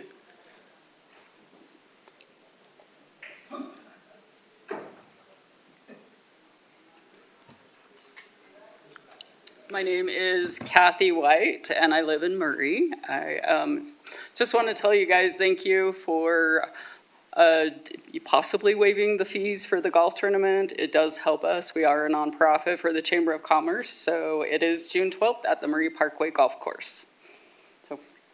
And this year, we were glad that we were able to, Patty LaForte, I am a resident of Murray. This year, we were able to secure Murray Parkway for the golf course, which we were really thrilled with. And we got a fantastic date. We do feel that we'll fill the tournament. It would just be really helpful for us if we could get those golf cart fees waived. And then that gives us some little extra money for doing things like purchasing more raffle prizes and things like that, so we can sell more raffle tickets, kind of help us a little bit to make sure we break even. So thank you for your consideration. Thank you. Thank you. Any other public comment? I will close the public comment on this issue and turn to the council. Are there any questions or comments you'd like to make? If not, then I'll entertain a motion. I'd like to make a motion that we adopt a resolution waiving golf cart fees for the Murray Area Chamber of Commerce on June 12th at the Murray Parkway Golf Course for a golf tournament. Do I have a second? I'll second. We have a motion and a second. Brooke, will you take roll call? Ms. Cotter? Aye. Mr. Boland? Aye. Ms. Turner? Aye. Mr. Hawk? Aye. Mr. Pickett? Aye. The resolution is approved. Thank you. We'll now move on to public hearing number 2 by Chad Wilkinson about vacating 2 municipal utility easements. Thank you, Council, Mayor. This is, just as was said, this is an ordinance to vacate a couple of municipal utility easements. That's a mouthful. Pull up really quick just to remind the council and the public of where those easements are located. So this is the plat of Block 1 subdivision. Of course, this is just across the street from us here. As part of the ongoing efforts to clean up the site in preparation for construction of the Block 1 project, we're going through a lot of these types of issues. There's some private easements that are also on the site that Rockworth is working to get vacated as well. But these are 2 public easements that are shown in the highlights there. They're both related to power facilities, guy wire, and another easement that's related to transformer and some poles there. So those are the 2 easements. We are recommending that the council vacate these easements as part of the preparations for construction on Block 1. I did want to just quickly address a question that came up during our Committee of the Whole meeting that we had, and that was related to the timing of the development. I just want to give just a brief update as part of this hearing. Excuse me. So this is the timeline that's right from our development agreement. I've added to that on that far right-hand corner there, or the column, excuse me, is times that when things have been completed. So you can see we've been going through these steps as anticipated in the development agreement, right on time. We're checking those boxes as we go. We've had submittal of the apartment buildings. We've had the plan review done on those apartment buildings. We're working through those.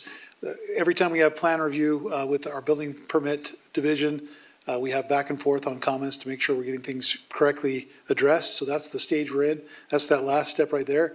Next steps would be, once we get that building permit issued, would be commencement of construction. The development agreement gives 60 days once the permit's been issued for that to occur. We anticipate it's going to take a little while longer to get those building permit issues ironed out. And then once that happens, we'd see the commencement of construction after that. So right on schedule. If you look at those dates, this is what we anticipated in the agreement. And notably, that initial plan approval happened a year ago today. So that was, it was approved at the council hearing before that, but that was when that agreement was actually effectuated. So kind of a nice milestone tonight that we're at that 1-year mark, and we have made significant progress. In addition to what we've been doing with the work we've been doing with Rockworth, Enbridge, the gas company, has also completed their work to relocate the gas line that serves this site. We had a big gas line, high pressure gas line going through the site. The work has been done to relocate that gas line in preparation. So that's a very big deal as well, and that's something that's occurred over the last year. So with that, we are recommending the council approve this vacation of these two easements. As has been noted, Sarah's here tonight from Rockworth. If you have questions for her, I'm sure she can answer them. Thank you. Council, any questions? I was wondering if we could get a copy of that. Sure. Okay, thank you. I will say this, there's the official schedule from the development agreement. This one has been annotated by me. So this is, that's not, you're not going to find that same thing with the columns in the development agreement, with all the columns. That's fine. All right, then there's no questions from the council. We'll go to the public statement of it. Any public comments on this issue? I see no public comments, so I will close the public comment section of this and turn back to the council. Any final questions or comments? If not, I'll entertain a motion. I'll make a motion to adopt the ordinance vacating 2 municipal utility easements located at approximately 4816 South State Street and 4837 South Poplar Street, Murray City, Salt Lake County, State of Utah. I second it. We have a motion and a second. Brooke? Ms. Cotter? Aye. Mr. Boland? Aye. Ms. Turner? Aye. Mr. Hawk? Aye. Mr. Pickett? Aye. This resolution is approved. The final public hearing will be by Ben Ford, considering a resolution approving the 2025 Municipal Wastewater Planning Program report. I can never decide, Ben. Can't find my cursor. You good? Okay. Let's get work on it.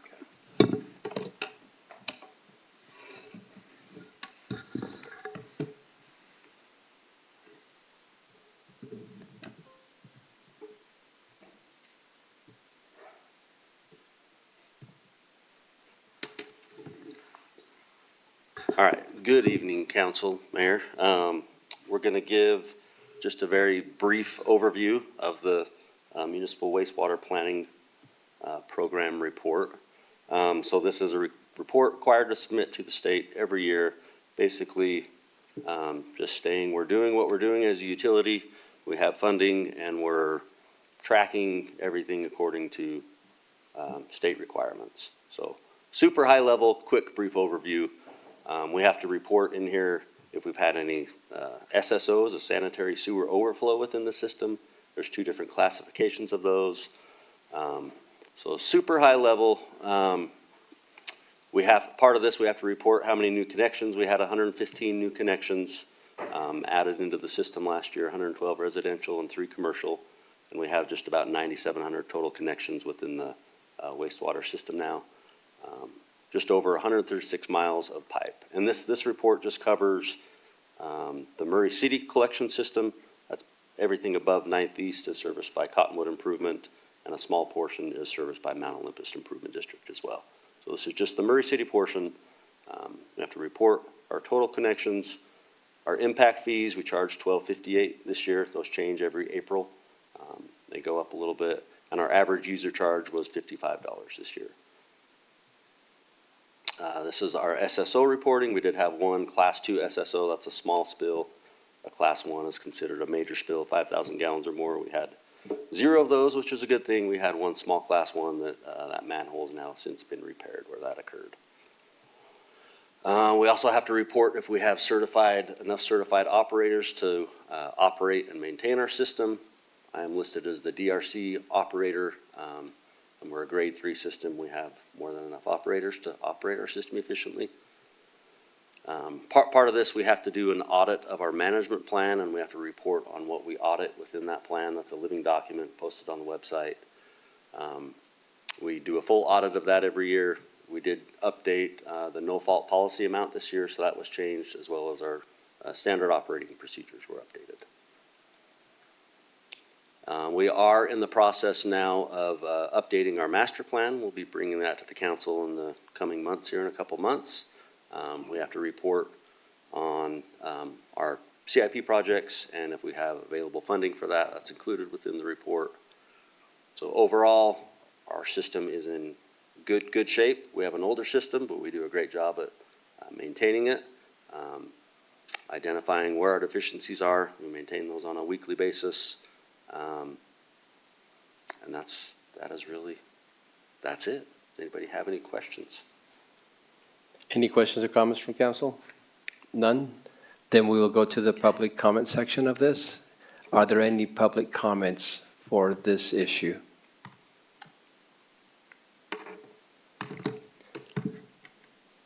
I see no public comments, so I will close the public comment section of this and turn back to the council. Any final questions? If not, I'll entertain a motion. I move to adopt the resolution of the 2025 Municipal Wastewater Planning Program Report. I'll second. Okay, we have a motion and a second. Brooke? Ms. Cotter? Aye. Mr. Boland? Aye. Ms. Turner? Aye. Mr. Hawk? Aye. Mr. Pickett? Aye. The report is approved and adopted. Thank you. All right, we now move on to the business items. We have one business item, considering a resolution authorizing and approving the amended and restated power pooling agreement with the UAMPS. Greg will be presenting.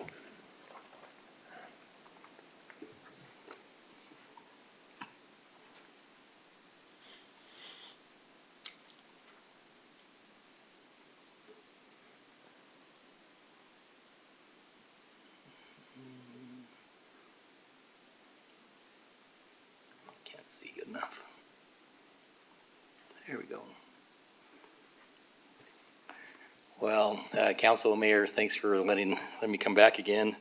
So if you look at that, I'm not sure, but well, and some of those guys that were here in that picture right there. So, so I'm here today to talk about just a review about the pooling appendix that we talked about a couple weeks ago with UAMPS when they came in and talked about that. And so I'm just going to go a brief overview, pooling appendix amendment, and then what that means for Murray City real quickly. So just remember, UAMPS is a municipal power, or it's Utah Associated Municipal Power Systems. UAMPS, we'll just go with that. So they're our scheduling, load balancing and marketing agent for member utilities in UAMPS. And of course, we're a member of UAMPS.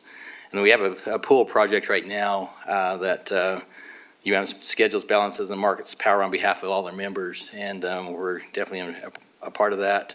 And then, of course, just a reminder, members are not required to purchase all power from UAMPS. We can do some of the things on our own. But the mission at UAMPS is to deliver diverse and competitive energy solutions that strengthen and support our members. Just a little plug for UAMPS there. But so why now? I think this is important to remember that UAMPS is part of PacifiCorp, and PacifiCorp is the East Balancing Authority area, and of course we're a part of that. And they're starting that Energy Day Ahead Market, EDAM, and PacifiCorp joined that extended day ahead market, and it's going to be effective May 2026. So we're looking forward to that. It's new ground for us. It'll be interesting to see how that affects everything that we do, but we're going into this with a positive attitude and just doing what we can to help, and hopefully it's good for everybody. But anyway, so UAMPS is modernizing their pooling agreement. Their existing agreement's been in place since 1980. So this is a little bit of an update and kind of reflects what they've been doing for the last 4 years. So the original agreement frameworks, basic pooling framework, bilateral purchases, which is between one person and another, surplus sales to UAMPS pool, and designed for a pre-market era. So that's the 1980 framework. So the new 2026 that's before you now is still keeps the bilateral market, but also gets us into the centralized market, which, if you remember, load and demand and different things are separated now to where it's just going to act differently, and it's going to be interesting to see how this does. Coming through with a clear settlement, revenue, and change allocation, which is needed. Legal protections supporting financing, and then member flexibility. So in this is one of the major differences. UAMPS is going to be able to make market purchases without additional authorization from Murray or other UAMPS members pursuant to the annual purchase plan. So what that means is they're going to be able to see as the market's changing, if we're in a deficit, they're going to be able to go out and help secure what needs to get us up to where we need to be. You have to have resource adequacy, and this is how they're going to meet that resource adequacy for us. And so they did have an area in there that if we don't want to participate in, have them purchasing that we can opt out. I don't know that that's going to happen, but it's there. So it's an opt-out if we need it. But I don't see that happening, but we'll see. And other agreement provisions, there's payment obligation, rate covenant, representations and warranties, indemnification, liabilities, default, dispute resolution, and notices. GL knows all those words for us, so. And this was, our legal department, GL and Keaton worked on that with us, and they looked at it. Other city attorneys have looked at this, and it went back and forth, and I think it came out as a really good document at this point. So our recommendation is to approve the resolution for the amended and restated pooling agreement with UAMPS. How's that? And are there any questions? Greg, thank you. We talked about it at length in the committee of the whole meeting. Yes. But just for the sake of this meeting and any public who may watch, we really have no other alternatives to UAMPS, not that they're not doing a good job. And they have to participate in EDAM as part of Pacific Corp. So really, we don't have an alternative. And so we are kind of, by nature of our participation with UAMPS, forced to participate in the energy day-ahead market. Is that accurate? That is accurate. And it's that energy day-ahead market that's facilitating this new pooling appendix. And I think I said this when I was in our last meeting, but I went to Montrose to meet with WAPA years ago with Rick Kuhn, he's over our dispatchers at the time, and we just wanted to go see how things operated with the CRSP and all the things that we have going on there. And when we were done, as we were leaving, one of the people I said, I hope you understand how important UAMPS is for you and what they actually do for you. And right then, it just a light came on. It's like, I don't think I really appreciated what UAMPS does, because getting electrons from point A to point B it's hard. I mean, it's coming across different balancing authorities, different transmission lines, and there's tags and all these things that need to follow it, and they do all that for us. So it's and not just that, but I mean, there's just an amazing things that UAMPS does for us. So yes, appreciate UAMPS, but we do not have a choice in the energy day-ahead market. We're going in full steam on that one. So because that's what Rocky Mountain Power is doing, or Pacific Corp. So thank you. I'm glad that came out too. So. No more questions? Then I will entertain a motion.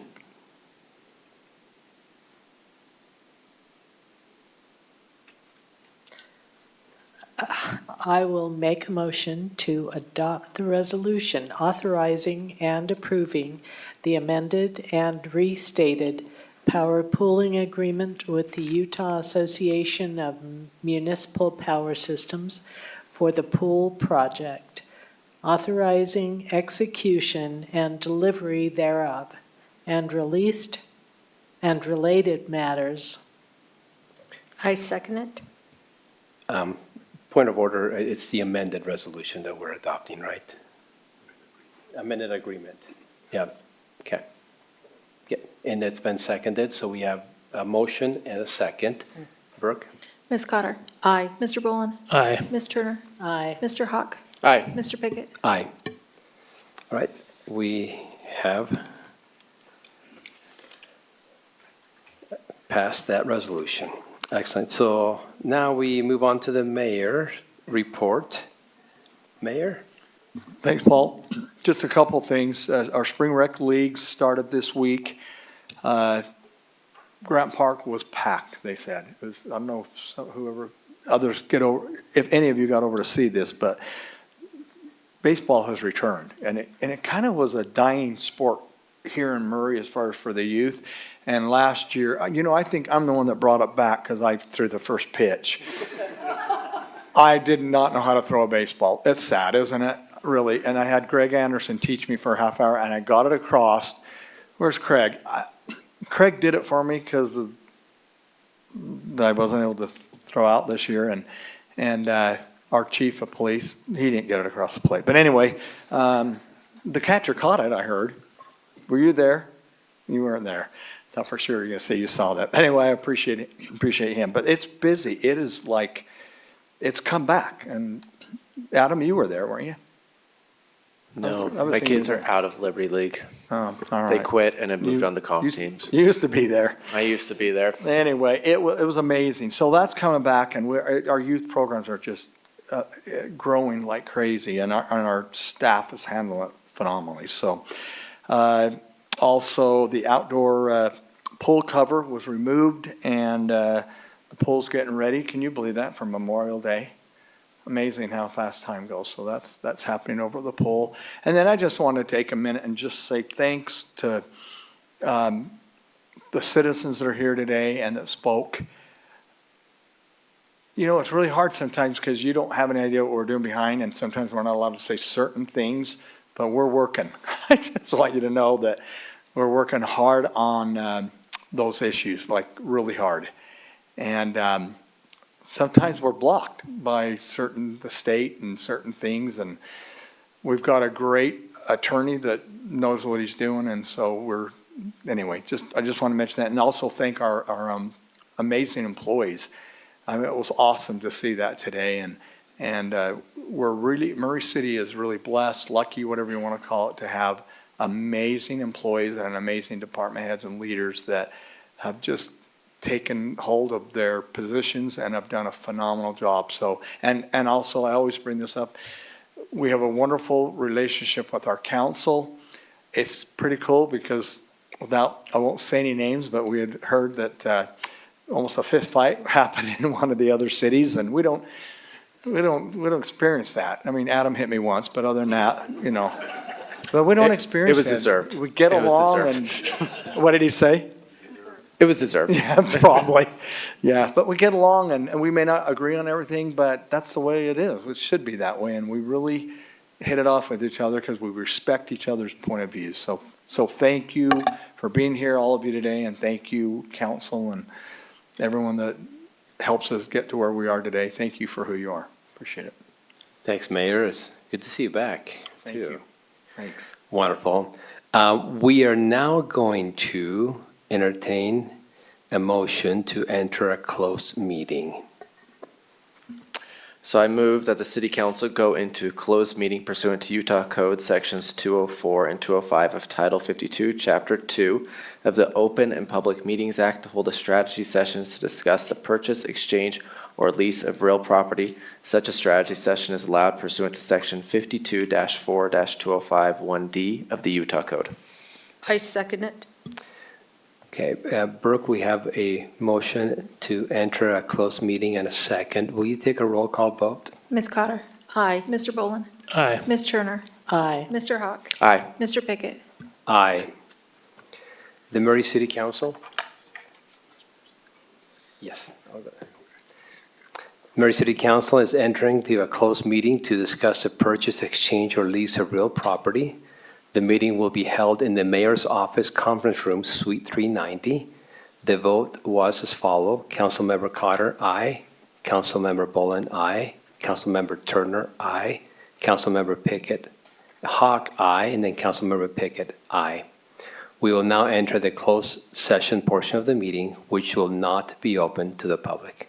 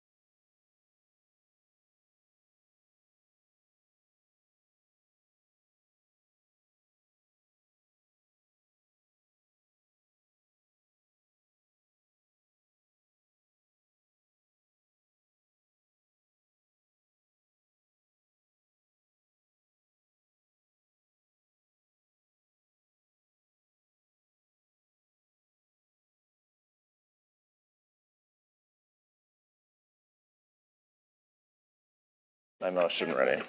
Yeah. All right, I move to approve the strategy discussed in the closed meeting regarding the purchase, exchange, or lease of real property. I second it. We have a motion and a second. Brooke? Ms. Cotter. Aye. Mr. Boland. Aye. Ms. Turner. Aye. Mr. Hawk. Aye. Mr. Pickett. Aye.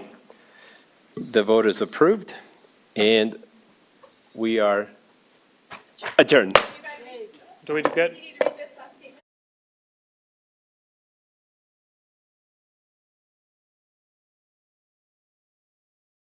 So I'll reopen the meeting.